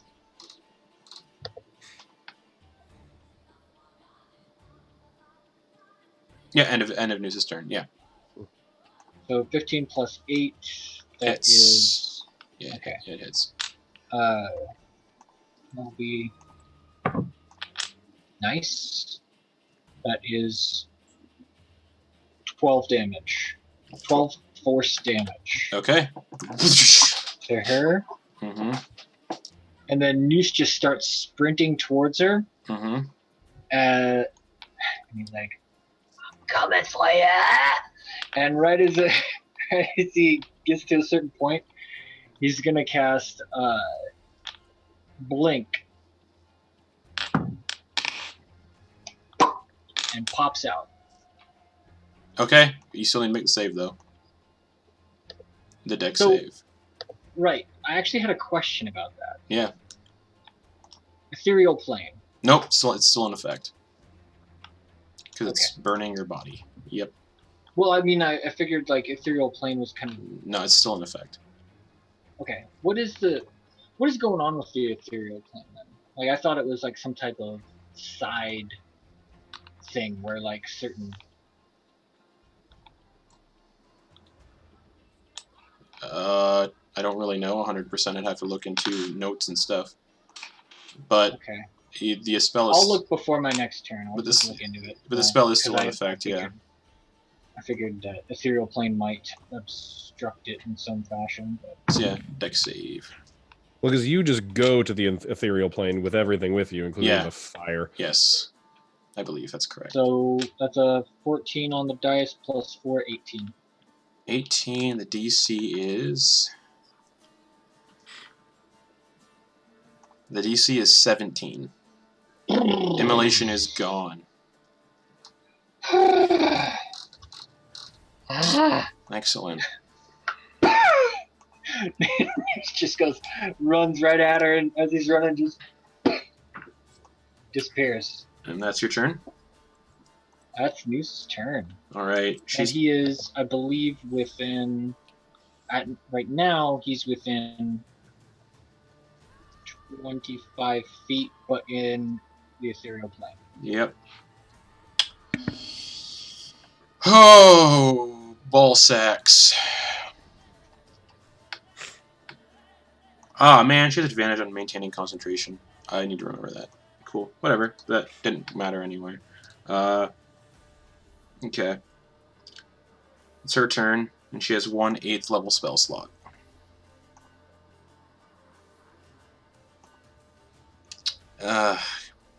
Yeah. What you gonna do? She has an idea. But you Dexy as shit. I dare you to 8th level disintegrate. I dare you. Contagion. Don't, please. You can't bring that back. Wisdom saving throw. Strength saving throw. Ah, she can't even do that. Intelligence saving throw. Attack roll. I have a good idea too, but I can't. Fuck it. Dexterity saving throw for Eclipse. Beginning to doubt the capabilities of this queen. Mm-hmm. Eclipse is Dexy as shit. Yeah, that's why I'm doubting the queen. Cursed. The definition of insanity. Wait, is this a moment I can use? I heard Eclipse say fuck. I already rolled. Yeah. Sorry. Okay. Oh, shit. What'd you get? Oh god. That is, it's a 12. Yeah, that's a fail. So you take the full damage from disintegrate. Evasion. Yeah. Half damage. Yeah, we'll see what happens. And you can uncanny dodge as a reaction. I've already used my reaction. Yep. Oh, you got it. Oh, you go like in 2 people, don't you? Yeah. Right, because you used it like on your turn. Yeah. Because she used her reaction to do her storm. Right. Yep. Still only Okay, take half. this could be really bad. So unless he rolls that's 40 or less. so that's 91 points of force damage. Let me do some quick math. And then reduce to half, right? 91 reduced to half. 45. 45. Yeah. You take 45 points of Okay. force damage. I am unconscious, but I'm not dead. No, it's So, great. Disintegrate. So if you're zero, you're dead. The target is disintegrated with this damage and leaves it with 0. Okay. So you guys watch as Eclipse is just dusted. Mm-hmm. That ends Monroe's turn. Making it Henry's turn. Henry is Henry ha. Whoo. Henry. Ha Henry. Captain's dead. I suppose Henry is going to use his action to try and get out of the entangle. Okay. What's the DC on that? It's strength. I know. Oh no, I know it's strength, but what was the DC? Strength. I'll let you know if you pass or fail. Okay, fine. We got a -1 to this, so it's not going to go too great. It's an 8, so no. Yeah.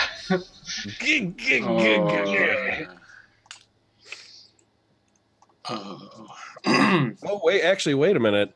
Is entangle concentration? Yeah, but Yes. I didn't take. I already rolled. But you have saving. blink on. Blink is not concentration. Is it not? Nope. Oh, I could have sworn it was. Huh. Okay. Yeah. Well, Yeah, buddy. all right. Then I'm still stuck. And spiritual weapon is also not. That's right.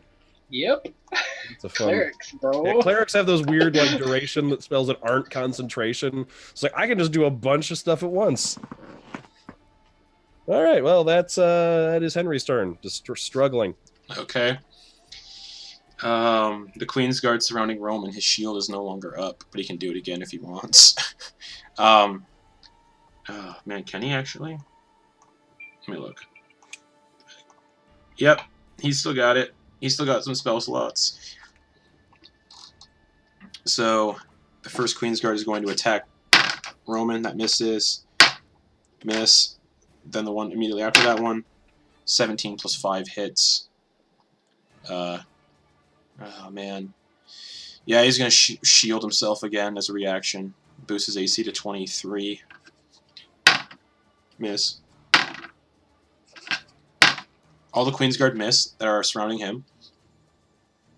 And unfortunately, it would be Eclipse's turn, but she is a pile of ash on the ground. Dust.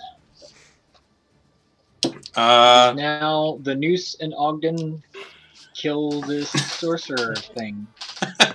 Go. If this is a TPK. No. The Queen's Guard that is in front of... This is the Queen's Guard that approached Eclipse, I believe. Yes. He's just like, oh. So he's going to turn, move towards the noose. Or noose isn't there. Nope, he doesn't see me. No one sees where noose is. So Noose isn't actually. So the answer to so that. the King's Guard is going to... The Queen's Guard is going to use the rest of his movement and get up to Ogden Boon.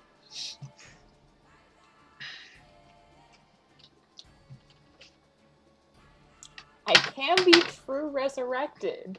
Or True. Or wished. Or wish. And you guys, I don't want to mention it, but you guys do remember a location in the world that may bring people back. And you have a friend in high places that does that kind of stuff. Actually, no. The Queen's Guard cannot fully get to Ogden Boon, so he cannot make an attack against Ogden Boon. Which means it is the Spectre's turn. Attack with the touch. Yep. Maybe it'll. Nope. That's an 11. 23 or higher because of that Yep. shield. Roman has 18 AC. Boom. Put shield on that. It's just gross. Yep. Alright. The Queen's Guard that was in front of Noose looks confused, sees Malon, and attacks Malon twice. That'll hit Malon, for sure.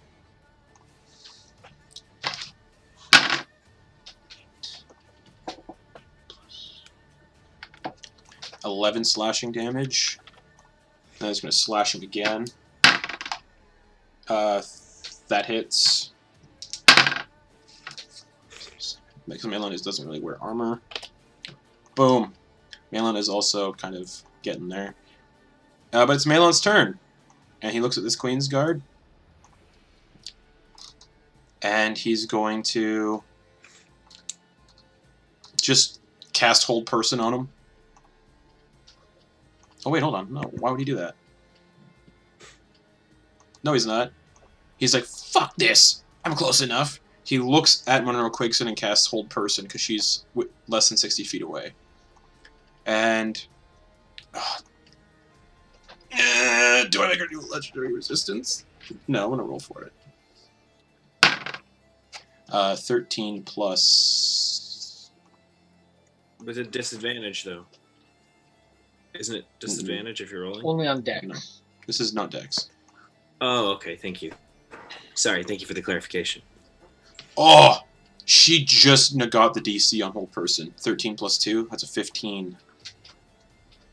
So she succeeds on the Hold Person and is not held. Bummer.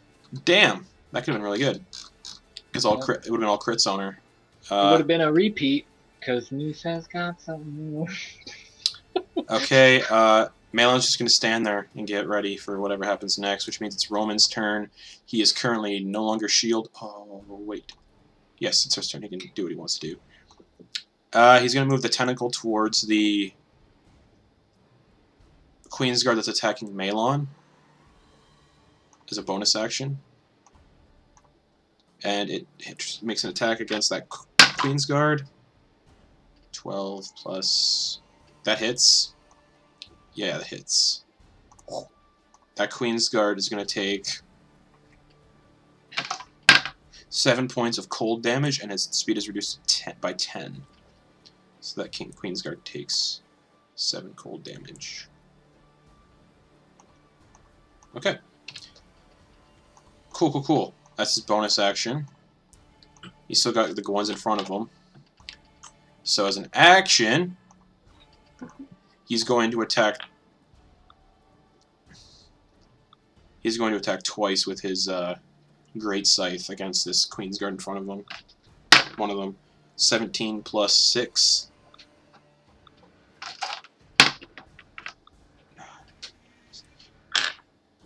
Uh, 12 damage to that one. And he's going to attack that one again. Because, yeah, why not? That misses, unfortunately. Bringing it to Ogden Boon. There is a Queen's Guard about 15 feet away from you coming towards you. And you just saw Eclipse get turned to dust. Mm-hmm. And I'm going to cast Fireball at the entangled crew again. Go for it.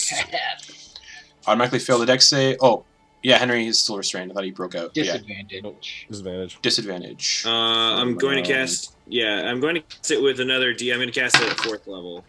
So that's Okay. 9d6. Monroe got 15. Oh, with disadvantage. Sorry. Yeah, 15. Well, that's an 8. So Henry fails. Okay. Uh-oh. Okay. Ogden is pissed at both of you. I'm not super happy. Fireball. Oh, man. So this is okay. 5. So, Sam, got any cool backup characters ready to go? Anyone? I can figure something out, sure.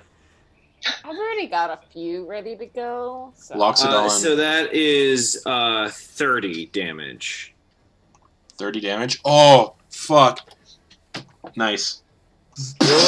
She's still up, but you can tell she's struggling to, like, stay conscious. She had 31 hit points. Anything else, Ogden Boon? There is one guy coming closer to you.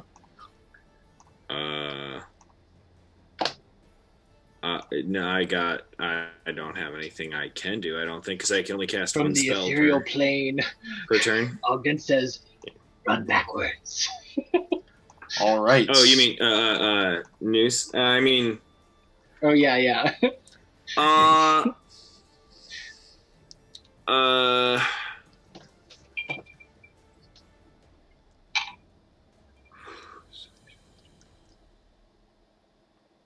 yeah. Yeah. No, I'm going to run back.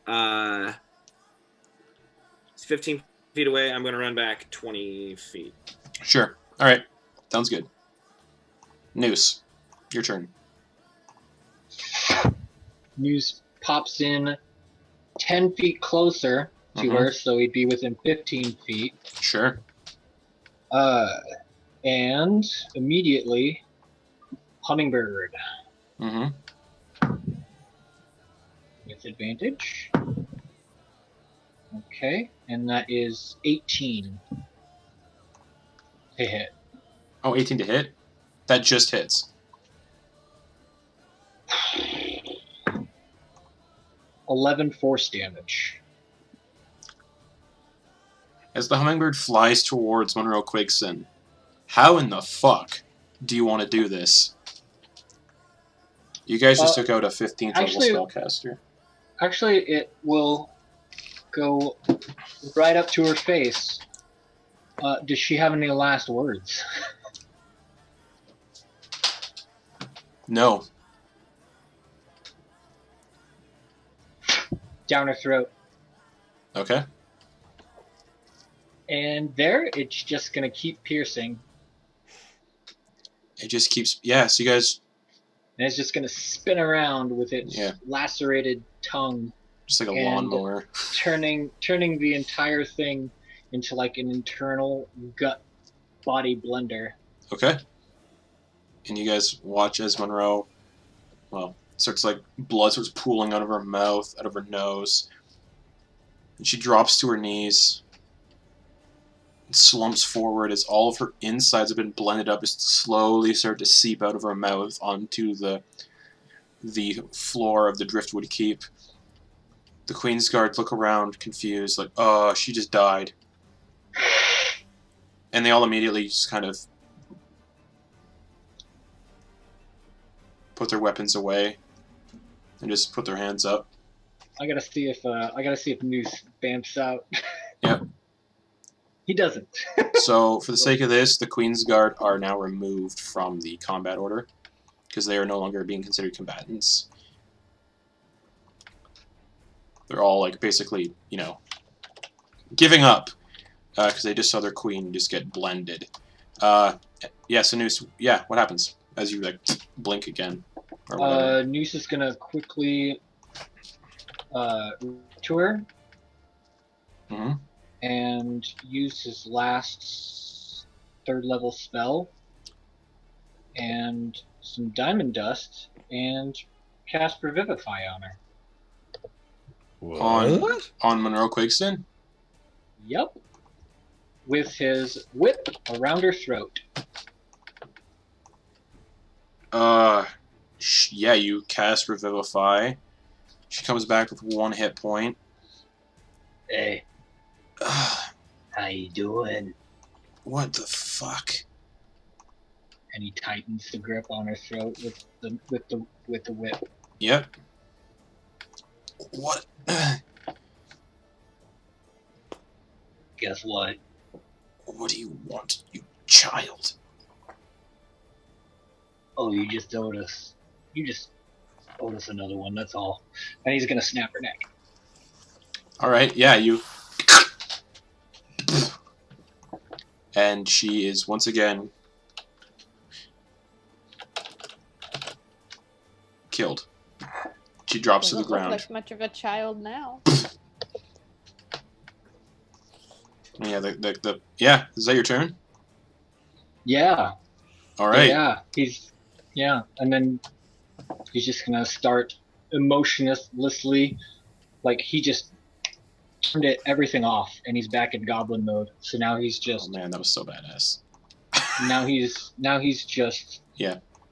digging through what she's got. Okay. We're gonna go to Henry, because Henry's probably... We'll see what Henry's up to. Henry is going to also put his hands up, and Henry is going to turn to Malon and say, "Parlay." Malon acknowledges it, puts his weapon away, and thus, that is where we're ending combat, as the Spectre still hangs about. I'm sorry? Yeah, I cut it a bit. So yeah, as Henry says parlay, that's effectively going to end Malon's little mutiny for now.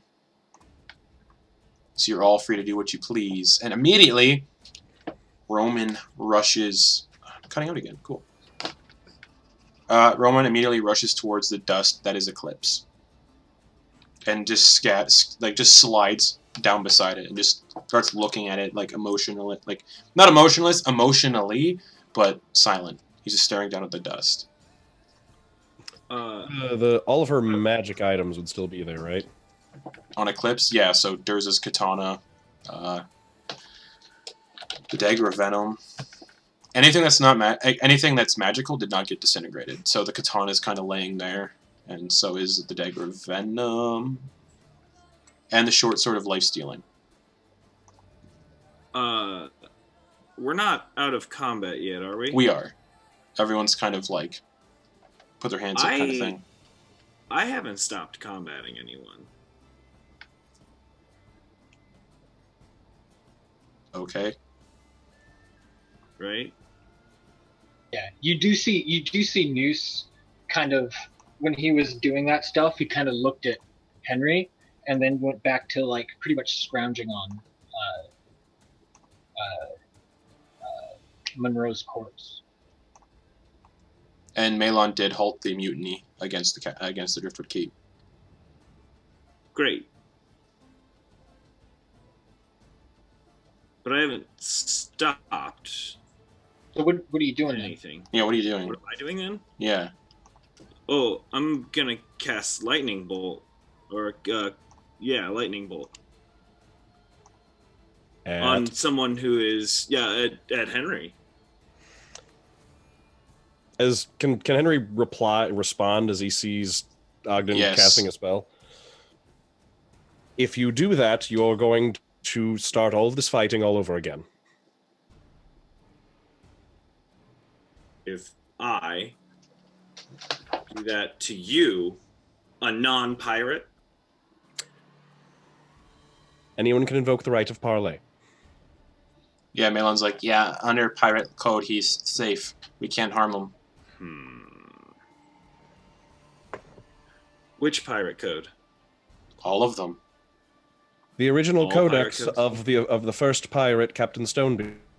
Malon immediately looks at you, is like, where did you find this? The captain had me dig through old paperwork, and I found it. I hid it from her for my own personal insurance, and I'm the only one who knows its current location. Yeah. Yeah, we can't kill him. Parlay and, well, we need that codex. Oh, we can knock him out and I can read his mind. He casts the right of parlay, though. We can't harm him. Well, then tie him up. And I think we should take his arm. I'll have you know that everything I did was for the interest of the safety of all of you. You did? Or your friend? In the moment, I'm not quite sure there's much of a difference right now. Yeah, who's at the wheel? Who's really at the wheel? I'm not quite sure, but I know. But from what I can tell you right now, all actions done were for the safety of all of you.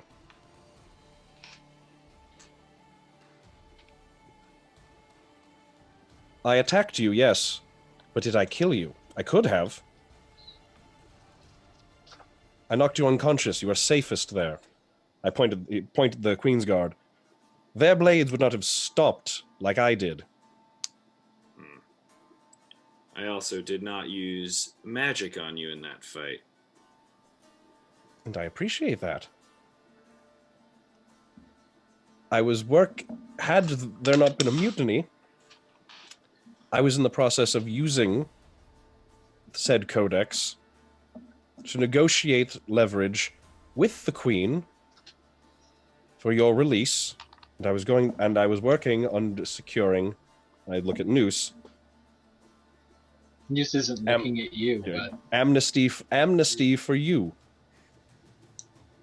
We'll find that out. We'll figure that out when I read your thoughts. Malon's like, well, first off, we have more important things to do. We have to organize a new Tidesmoot now, because the Queen is dead. So... And I'll tell you that based on the original laws, most of her actions as Queen were illegal. Yes, that makes a lot of sense.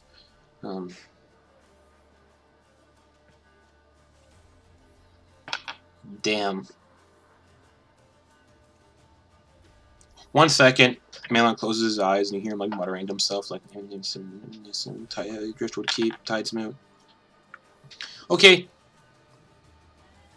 Emergency Tidesmoot has been called for tomorrow. All nearby organization ships will be arriving within the day. And they want to see this codex. And they want the codex... Well, they want to see it. All right. So...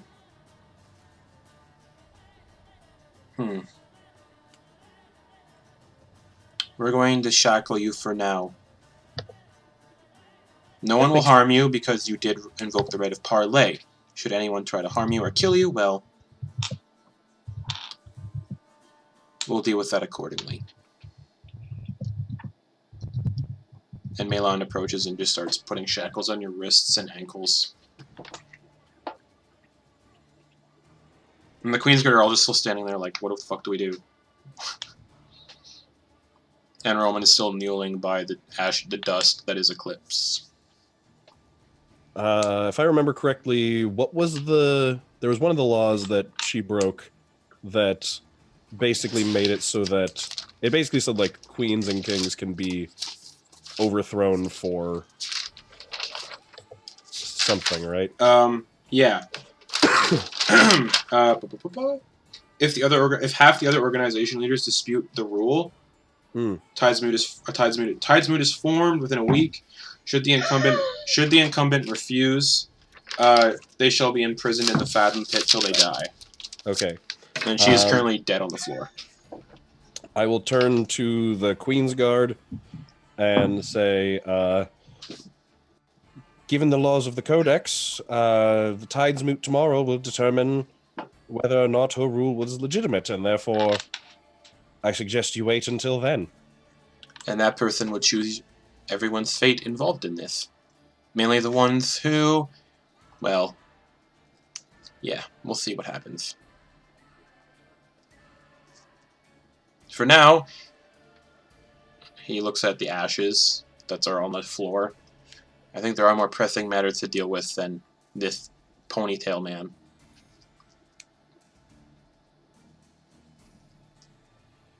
And he kind of waddles over to the dust as well.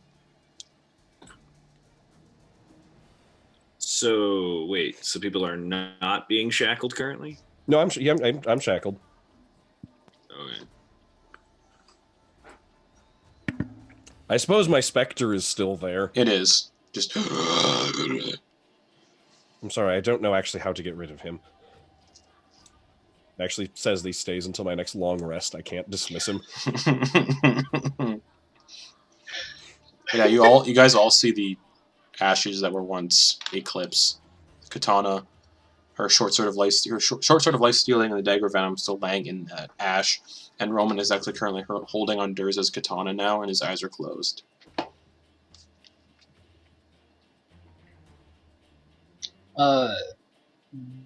What news you find on? Not much, but You know. yeah, not much. Yeah. You found. As I pull up her inventory again, a staff of frost.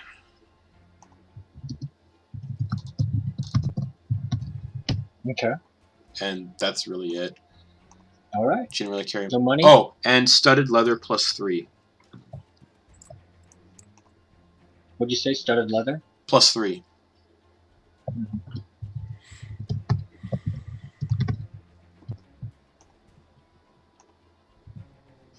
All right. Cool.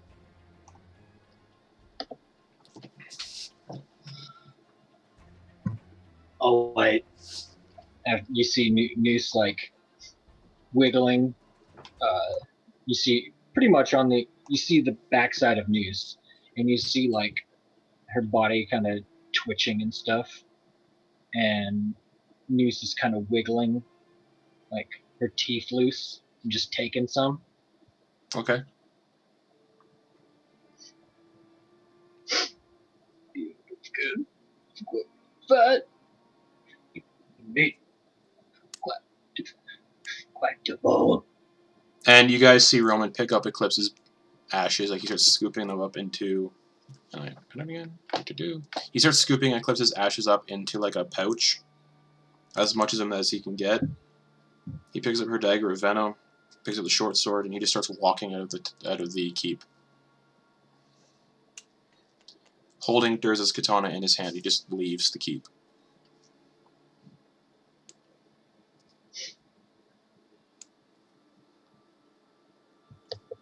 All I'm doing.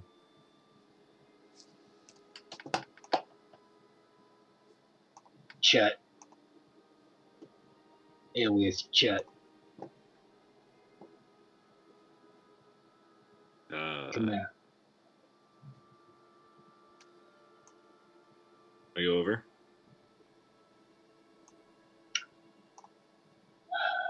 What do you want to do?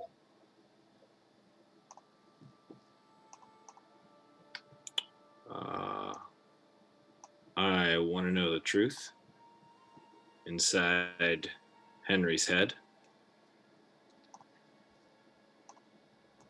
All right, let's go crack it open. Okay. And you guys would have Yeah. seen, again, we would have seen Roman leave with Eclipse's remains. Yep. Is that you? Well, actually, I defer to you. You're the acting captain. That's why I asked. I'm not just gonna act without asking my crew. Well, what do you want to do? Roman's leaving with the last bit of Eclipse. I think I can't do anything for her. I can't bring back ashes.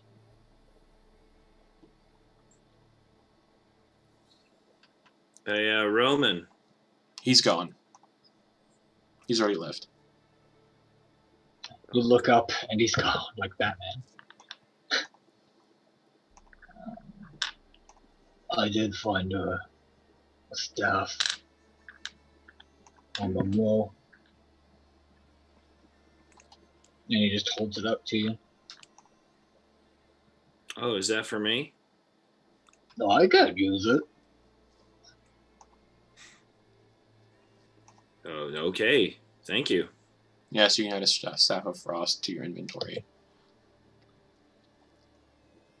Alright, let's go see what Henry's got in his head. Let's see.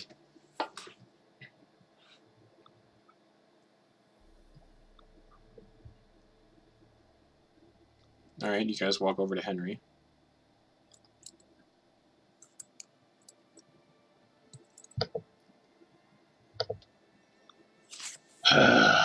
Henry, what are we gonna do with you, bud? Well, nothing harmful as long as Parlay is active. Yeah, Yes, but yes, that's true. based on some of the rules you guys said, we're already failing those.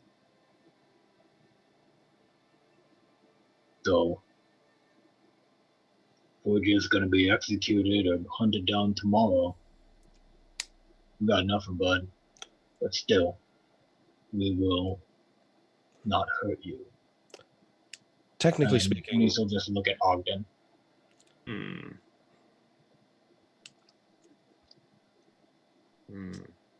You were saying, technically speaking? I never signed on to the crew of a pirate, therefore I'm not bound by the Codex. Yeah, I'm not talking about you at all. I'm talking about us. Oh, I see.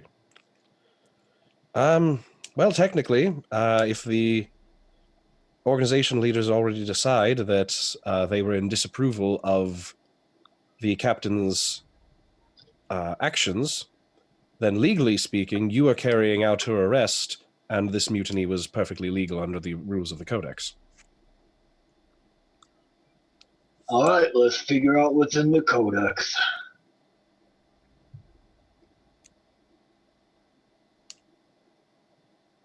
Ogden, take it away. Chet, alias Chet.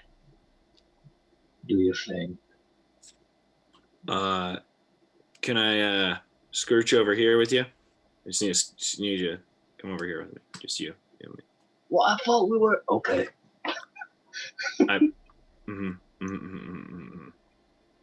Yeah, what's up? And he just looks back at Henry.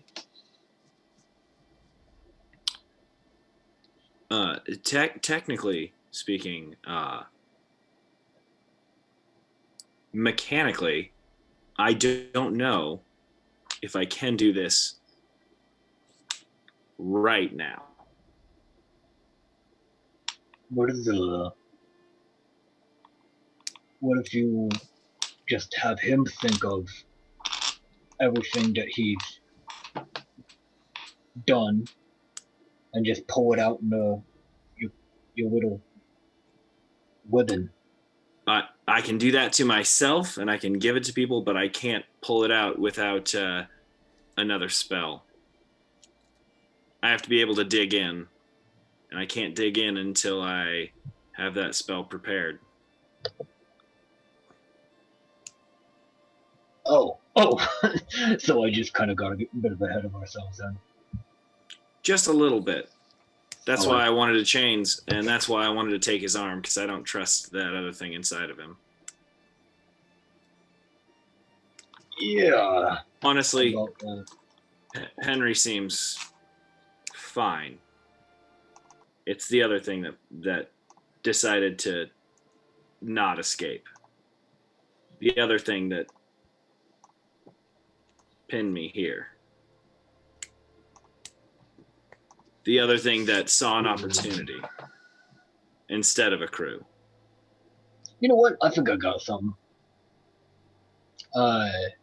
Hey, Henry. Yes. Wisdom saving throw.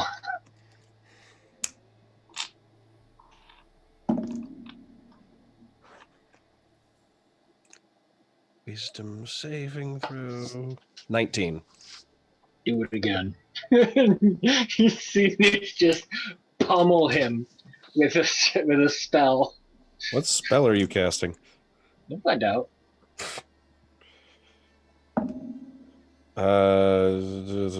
18. And again. How many spell slots do you have? This is my last one. It's only a 13. There we go. Consider him charmed.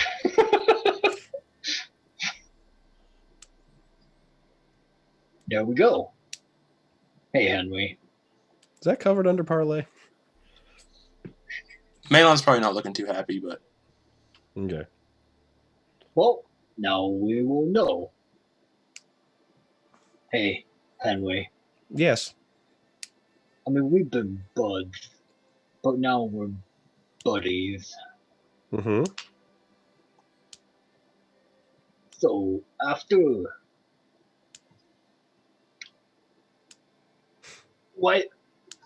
Why did you attack Ogden, alias Chet? Well, first of all, you and the captain made a grave miscalculation in attacking the Queen, thus endangering the entire crew, myself included, which I thought was quite unfair at the time, but now I feel strangely all right about it. And I was aware that the Queen is Queen and owns the entire island, and was perfectly aware that we would be able to escape the castle. But given that she owns the entire island, I doubted our ability to escape, especially since you made it clear that one of her cronies had already captured our ship, thus our ability to vacate the island, and thought that given that you and by association we at that point had attacked the Queen, therefore making her an enemy and ourselves trapped on an island full of Queensguard that wanted us dead, I felt that the only way out of that situation was for one of us to remain in her good graces so that I could negotiate on our behalf and attempt to, as Ogden would say, lawyer our way out of the situation. So I guess you never heard of that phrase, kill the Queen, keep your head?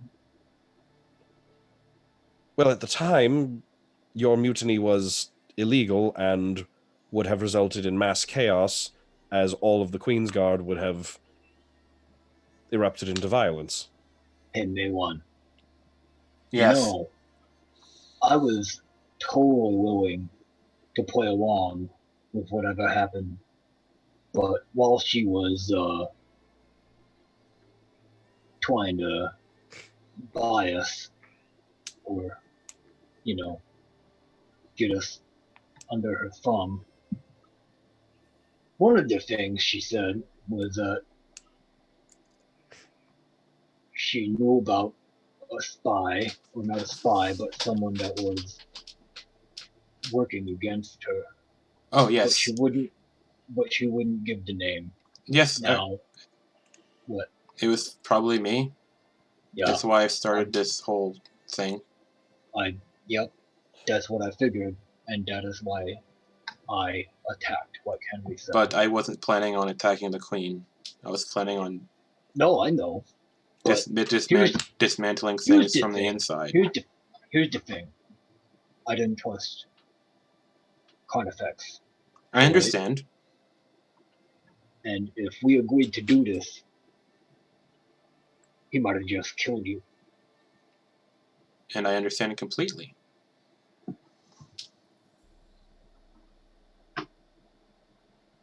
That's why. It's just why.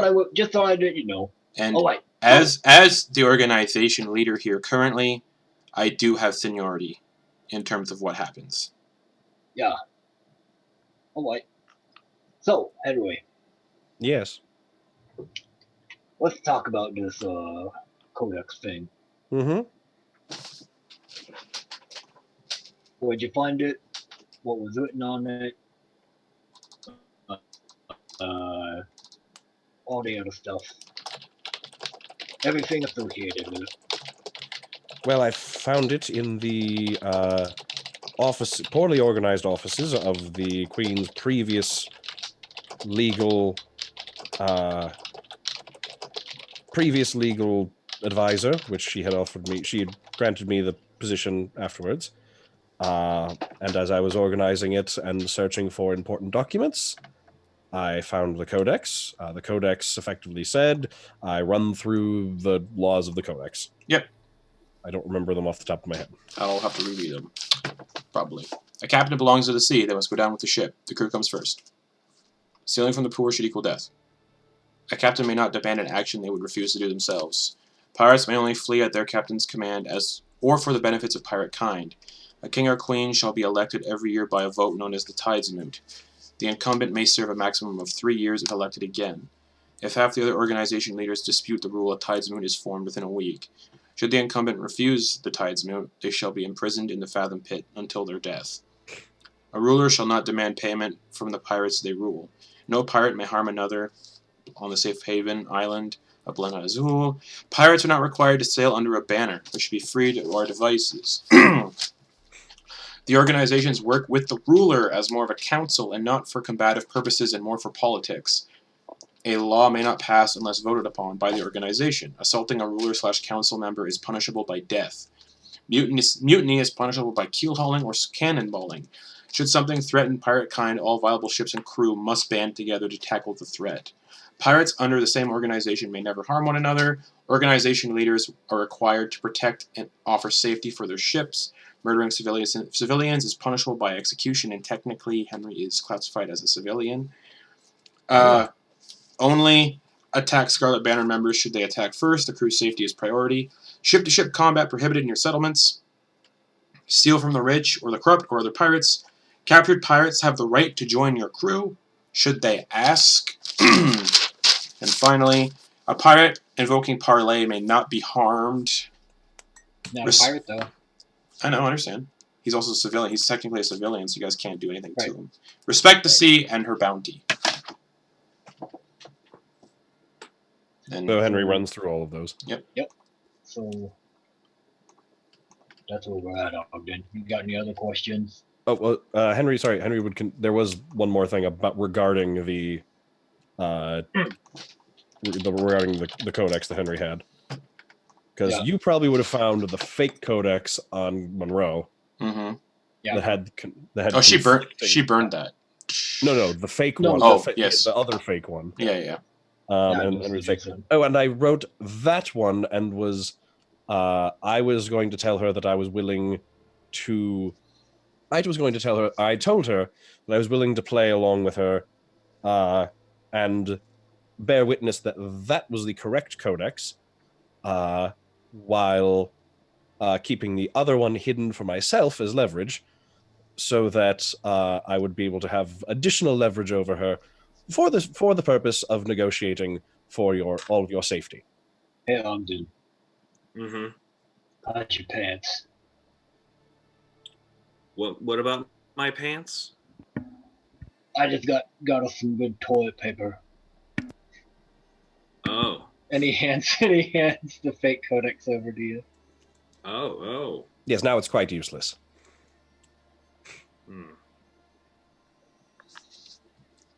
But I wrote it with the intention of using it in the event that I would need to continue being in the good graces of the Queen, so that I could provide us with, well, all of us, include the crew, and with safety. I also spoke with her. I spoke with her about the crew and advocated for them as being unknowing participants in the mutiny, so that they would not be harmed when she attempted to bring them in. News gets right up to. Oh, go ahead. Oh, I was just gonna say, mail on. We should make sure our crew is safe, or at the very least, on neutral footing with whomever. 1 second. He closes his eyes again.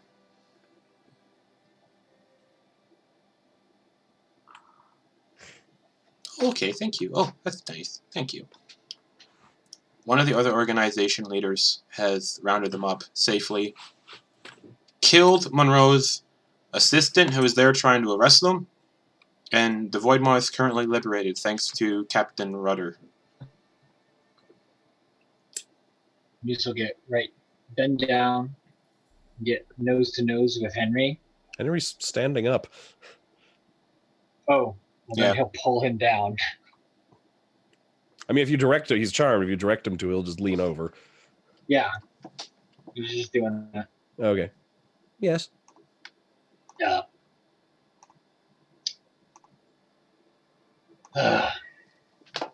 Nice. And then he's just gonna slap you and get the charm person off by attacking you, essentially. Mm. And then, let's see. Noose. Yeah. You hear the familiar voice of Roman in your head, and he says, I would like you all to meet me in the jungle.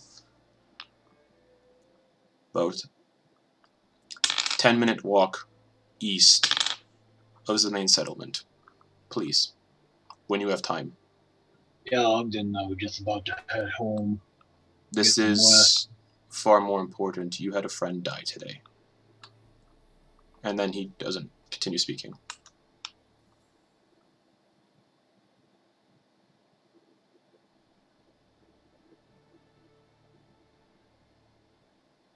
You just 1,000-yard stare. Mm-hmm. And at this point, you see Captain Archimedes Rudder walking through the front gates of the now destroyed front doors of the Driftwood Keep. You can see his ship kind of in the distance, docked, and he approaches the two-peg-legged turtle, and he's like, "Arr, I got you, crew." And you see behind him are Grump, Kelwyn, and Gunner, perfectly safe. And he's got the body of Monroe's assistant slung over his shoulder, and he just drops the drow on the ground. Just the mutiny is a success. All organization leaders are agreeing to Tide's moot.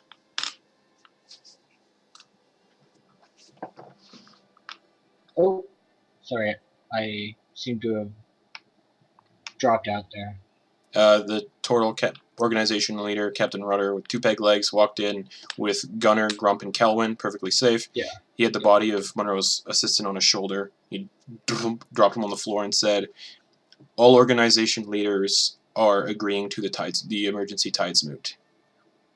Okay, cool.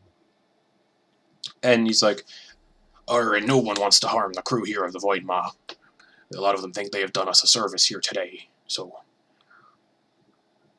Yeah, from what I saw, Monroe was a big bitch. And Captain Rudder's looking around like, well... I think we'd be doing it in here tomorrow, so... let's clean this mess up, Get this place looking presentable. And he kind of just, like, starts cleaning up some of the debris. He, like, walks over some wood and starts picking it up. The assistant is laying on the ground. And you see some other pirates follow Rudder, his, like, crew, and they start dragging... They start, like, shackling the Queen's Guard and dragging them down behind those double doors where Ogden Boon was imprisoned.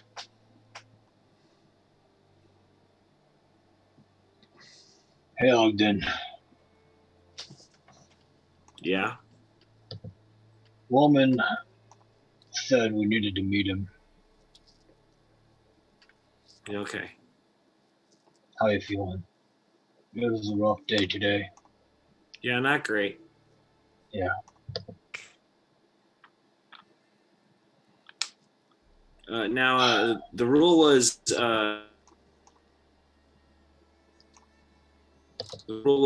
don't kill a citizen, right? A civilian. Yeah, killing civilians is punishable by execution, and Henry is technically classified as a civilian.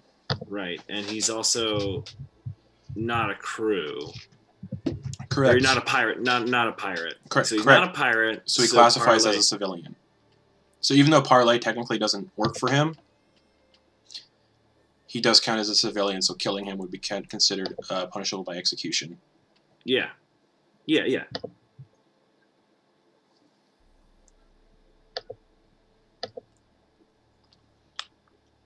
Let's go meet Roman. All right. And Malon's just like, yeah, you guys go ahead. I'm going to stay here with the others and help clean up. Yeah, what are you guys doing with Henry?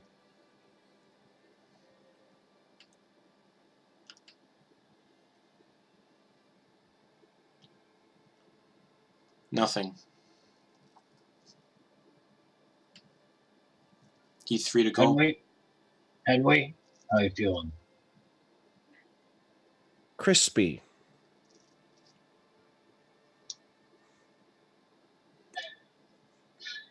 I imagine there's a shared look. And you watch Archimedes, the rudder turtle, walk over to Monroe's body, and he's just like, oh, just to be safe so there's no more resurrections. And he puts a hand on her body and just starts to burn it to ash. Just... Oh man, I could have resurrected her like 2 more times and killed her some more. And then Ash appears. No. Ash rises up out of the ash. What up? But Bigger problems. But yeah, so Stormlord's in the house. do you got yeah. Henry's crispy.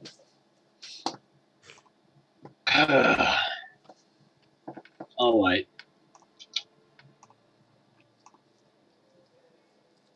Well, there we go.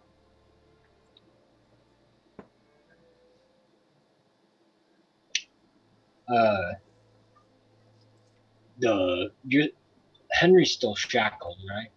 Mm-hmm. Yep. He's got like manacles. and Oh, stuff Malon, like that. Malon unshackles him because he said he's free to go. You should keep those hands on. No, Malon unshackles him. Okay. All right. Well, Sure. Ogden, you heard him. I mean, you heard Henry. I mean, I don't know how much of that was Conifex and how much of that was Henry, but Sounded mostly like Henry. yeah. I believe the initial decision was him. Yeah. Mm-hmm. Kelwyn, Grump, and Gunner are all like they're like looking at you guys confused, like looking around to see if they can see somebody else. And Kelwyn's like, where is the captain? He's standing in front of you. Where is Captain Eclipse? She died. Turned to ash. Right. Why are we still here then? Well, one of her father figures said that we needed to meet him nearby. That's why we're on our way there. If you want to join us, I mean, you can. We've got a nice little pad too, so if you want to go to our house, it's over there. No, we'll come. And he looks at Gunner and Grump, and they both nod. Oh wait. But if he's gonna do a sacrifice, I don't know who I'm gonna point at. Probably this guy. He just thumbs over in Henry's direction. So what do you guys do? Yeah, we do what we said. We're just gonna start walking over there, see Alright. if anything. So you guys, I would say Henry is going to go upstairs to that legal room again. okay. Oh, I guess he's not coming. All right. What's up, Ogden? Oh. Can I, as we're walking, can I just casually look and see if there's any aloe? You see one of the commoners who was burned from like some of the fire spells is like applying aloe to his arms. He's just like, oh, that feels much better. And he catches your gaze. Yes? Where'd you find that? I make it myself. Out of aloe leaves. Great. Native to this island? Yes, in the jungles. Watch out for dinosaurs. Awesome. Thank you for the hot tips. Nice pun. Oh, I didn't even know what I was doing. Oh. Well, good luck. And he keeps rubbing his burns. Allow me to leave you to it. That was a good one, too. Just walk away. Alright. So, so Noose, Ogden, the crew, you guys start leaving the keep. You see cannonballs just all over the place that have, like, hit into the ground and just left craters. You see the body of one of these Queen's Guard actually half submerged in lava. The top half is kind of, like, up on the bank, and he's screaming. Just, ah! Still alive. Just screaming. And then he just succumbs to his wounds on the bank. Just... Noose will use a healing kit on him. Oh, he's dead. He just succumbed to his wounds. Oh, I thought you might have... Okay. No. Yeah. And you guys eventually leave the grounds of the keep, and you head in the direction that Roman told you about in the jungle. And after about 10 minutes or so... Oh, yep. What? As we're going, can I collect any aloe that I see? Yeah, sure. Great. And you guys start walking, and you see in the distance what looks like a makeshift little shelter about 30 yards into the jungle, kind of hidden away, but you can catch glimpses of it. And you see Roman kind of standing by it, just staring in the distance, not really paying attention.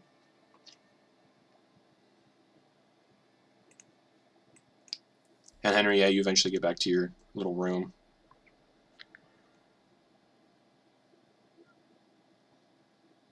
So what do you want to do in your room, Henry?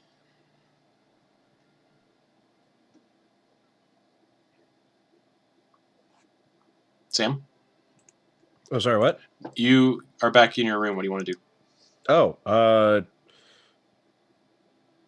first things first, Henry is going to tell the Spectre that's still following him. Yeah.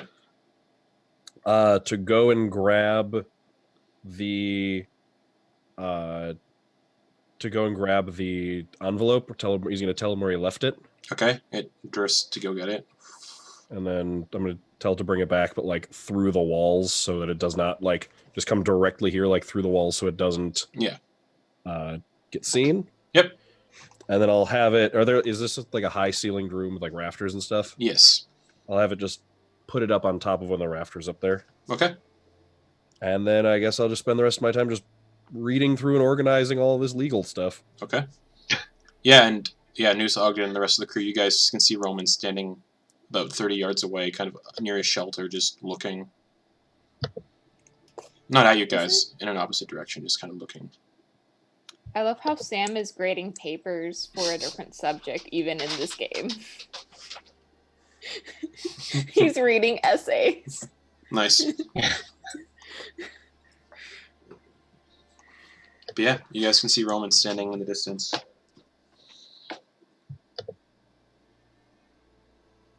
Yeah. He's just gonna walk up to him. Okay. See what he says. Oh. See what he's got to say. Huh, you guys made it. Yeah. But why are we here?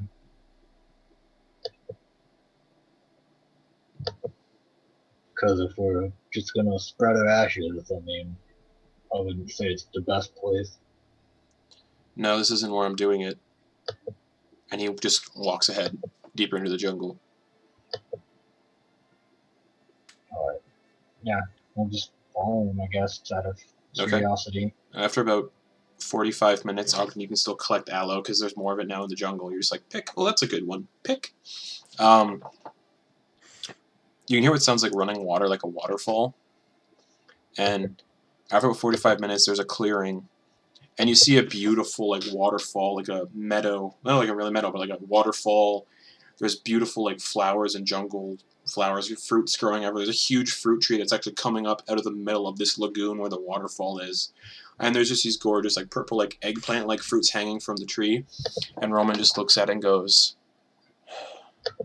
that's my favorite tree on this island.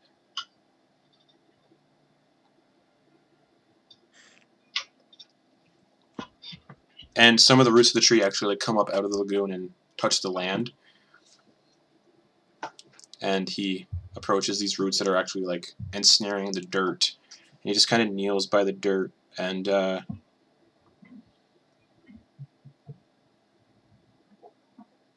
looks at you guys and says, you guys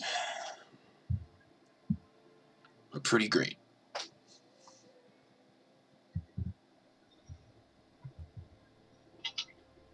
What do you mean? From the few interactions we've had, you guys were great. You took really good care of Eclipse. You're like a family to her. I really appreciate it.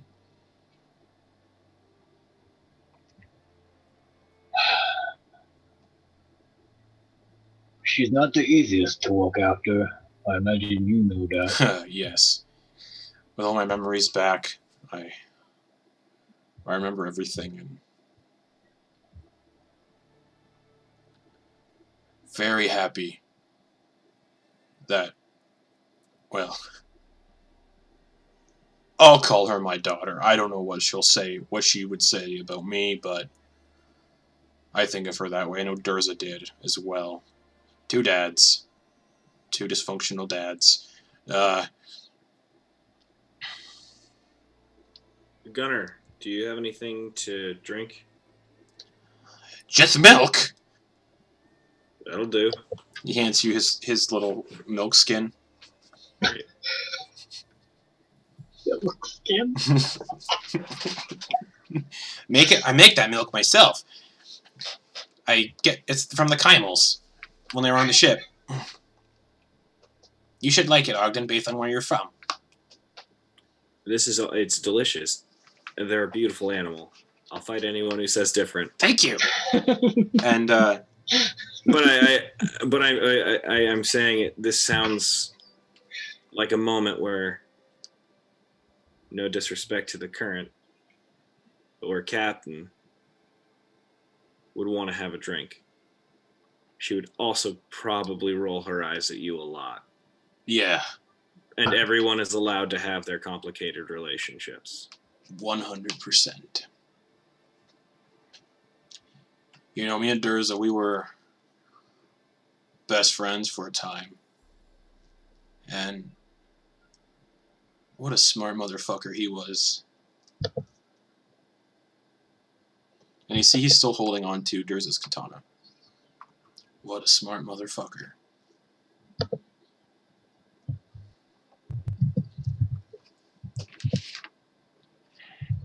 And he looks at each and every one of you in the eyes. And he looks at you, News, specifically now that you're the captain.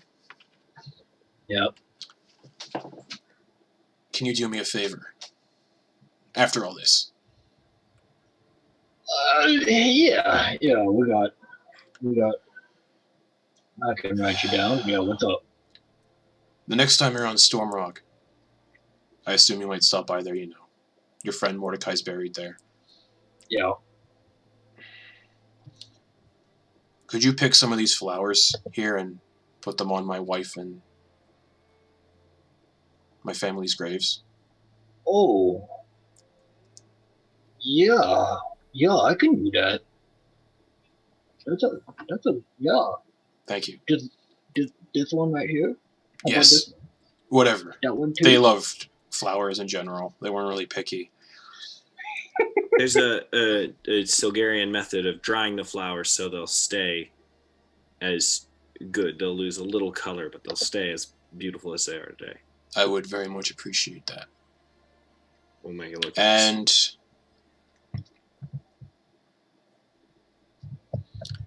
this is a really nice resting place, isn't it? He looks around. You guys can just see the sunlight coming through the jungle canopy, illuminating off the lagoon. Some of like the rain from like it's a rainforest, so like all the rain is kind of like catching the rays of sunlight off like the droplets of the flowers and the leaves. And you just kind of, for the first time, you guys see Roman actually like fully, you know, smile. And he takes Durza's katana. He puts the blade in his hand. He looks at everyone here, smiles at them one last time, closes his eyes, and he breaks the blade. And as he breaks the blade, there's a flash of brilliant light. And you see him kind of buckle a little bit. And he gets to his knees, and he takes out the little pouch that he had Eclipse's ashes in, and he kind of pours them in a nice pile. He puts his hands on the pile, closes his eyes, as the light from Durza's katana is still kind of radiating. And as the light begins to fade, Roman just leans up against the tree and goes still.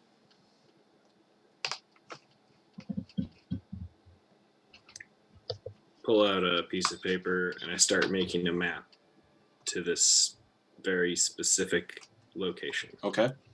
And as that happens, you guys see the light from Durza's katana still radiating and pulsing and flaring.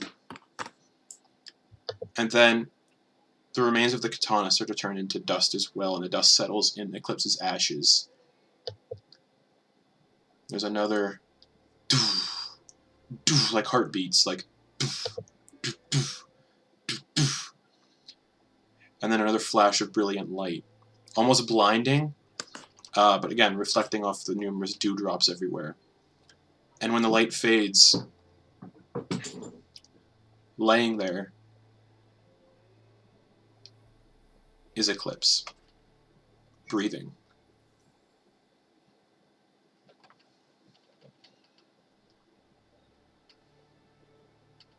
This is gonna go out, do a bit of a check. I'm gonna take off part of my robe and Yes, cover her. because she is Yeah, currently her Yeah, clothes no, and cover. hat got disintegrated. Yeah. Yeah. So just cover. That didn't even trigger for news. He's Yeah. like he No, was just checking no. her vitals and She everything, is and if she perfectly has okay. all of her digits. And Cover her in robes. That does remind me there is a resurrection effect that I need to roll for. But for the time being, she's laying there, still, but breathing. And you do see Roman lean up, the rest of you that aren't Eclipse, see Roman leaning up against the tree, a smile on his face, completely still.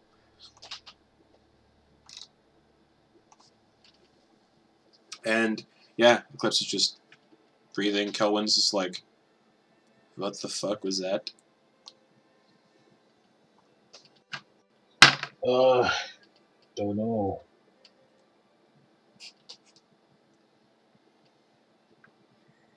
Hey, or Roman. And News goes over to Roman Mm-hmm. and just does a check on him. Okay. Yeah. And I'm sending you something, Kate, that you can deal with after the stream.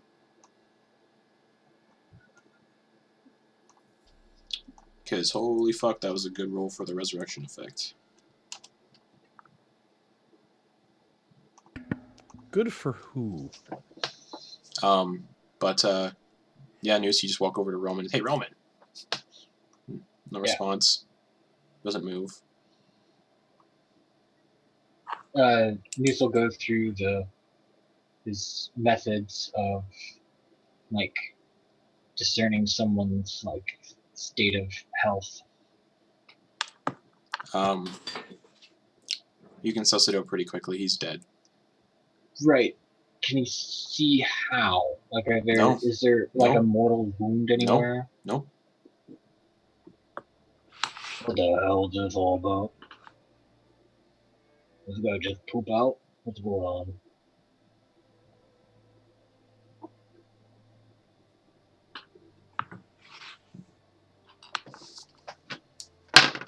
And at this point, Eclipse comes too.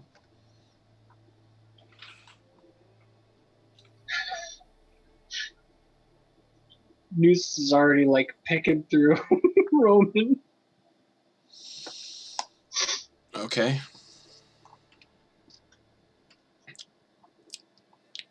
Only I think I go over and put a hand on Noose. Put a hand on Noose. What's up? What's up? What's going on? Just like gently tilt him in Eclipse's direction. Like Whoa. Yeah.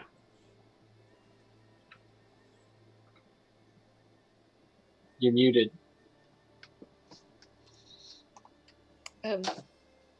She just looks around for a second until her eyes land on Noose's. And then she tears up. Eclipse! And throws her arms around him. And just gives him a really tight hug.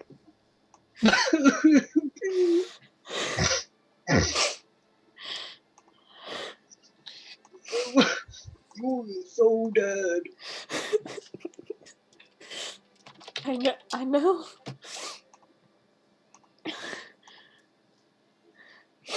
I'm really sorry. I just got so mad. And I ran right at her. It's okay. It's okay.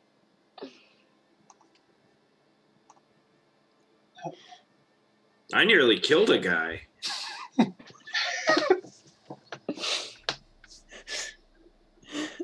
And Eclipse, your eyes would then fall onto Roman, who's kind of leaning against this big tree, this beautiful, massive tree. Still, eyes closed, but a smile on his face, and he's just laying there, still. What happened? Roman took that sword that you've been carrying around, and he smashed it. And after he smashed it, he just seemed to wind down, and then he slumped against the tree there and just kind of, he was gone.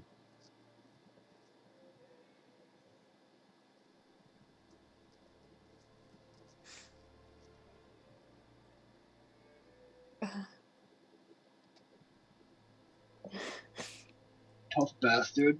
Nothing that he got hit by during that battle should have hurt him. I mean, like, he had some cuts and stuff, but nothing that should have killed him. Could I try to see if I can get some idea of the ritual he did? Based on that it happened to you, yes, and I won't make you roll for it. Sweet.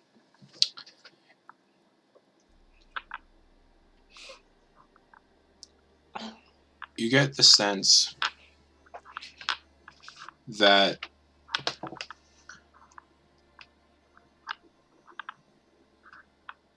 Roman and Durza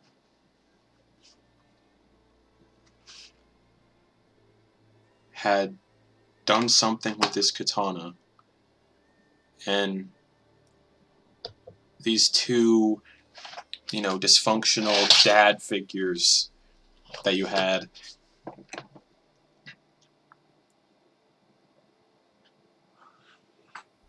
wanted to do their best to sort of make sure you were safe even after they were probably long gone, and would have learned that whatever magic that had been put into this katana this katana was always meant to protect you, and Roman would have realized after spending time with it and communing with Durza, who was inside it.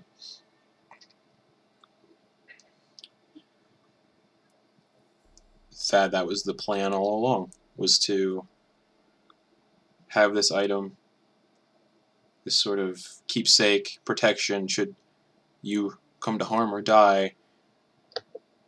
Someone close to you could break the katana and basically trade their soul for yours. And so Roman, having all of his memories restored back before he was this murderous asshole, back when he was a father himself, wanted one of his last acts to be to save the person he probably currently loved the most and wanted to, save. So you basically get the idea that Roman probably not sacrificed himself, but willingly, made that transaction, so to speak.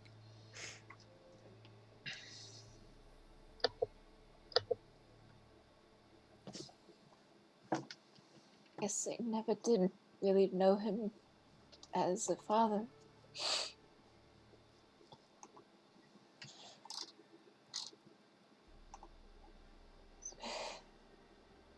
And in the distance, you kind of feel like somebody's watching you, Eclipse. You kind of feel the hair on your neck stand up. Only Eclipse. Only Eclipse. Mm-hmm. And you kind of feel... I'm gonna pull the rope tighter, stand, and then just look through the trees at the sky above. All right. Kind of then...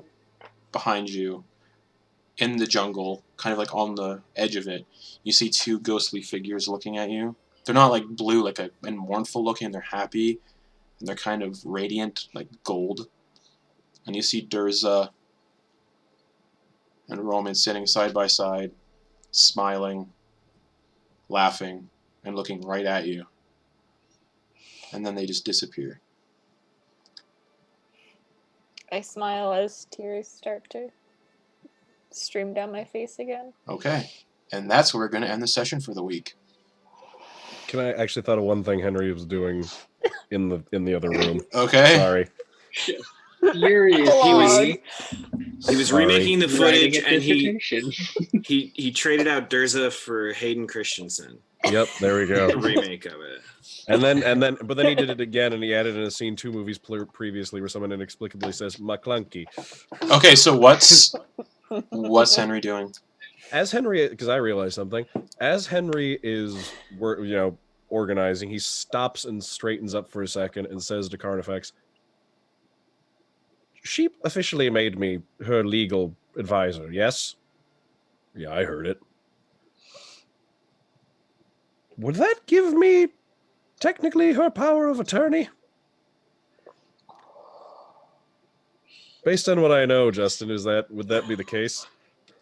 Yeah. She's still legally the queen, right? Correct. Until the tides move. All right. Did I ever hear? I'm not entirely sure. This is a player knowledge versus character knowledge thing. Was I ever present when Ogden Boon was talking about his mom and the Feywild? Vaguely, probably. You've heard mentions of the Feywild and his mom being safe there. Okay. I think there was a tiny hut instance where news came into the tiny hut, relayed some information to Ogden, and everybody else was in the tiny hut at the same time. Then Henry would like to sit down, find the nicest parchment he can on this desk, and write out 3 promissory notes from the office of the Queen. All right. And as you do that... And then I'm going to go and find Malon to sign and witness them to add more officialness to them. He does it. Okay. He wants this whole affair. He wants this whole thing done and over with. But as Eclipse, you stand there in the beautiful clearing, the tear rolling down your face, that is where we're going to end the session for the week. So, thanks for watching, everybody. And unfortunately, with my resurrection rules, Eclipse has none left. Because she's been brought back twice. Yep. I'm gonna raise my constitution.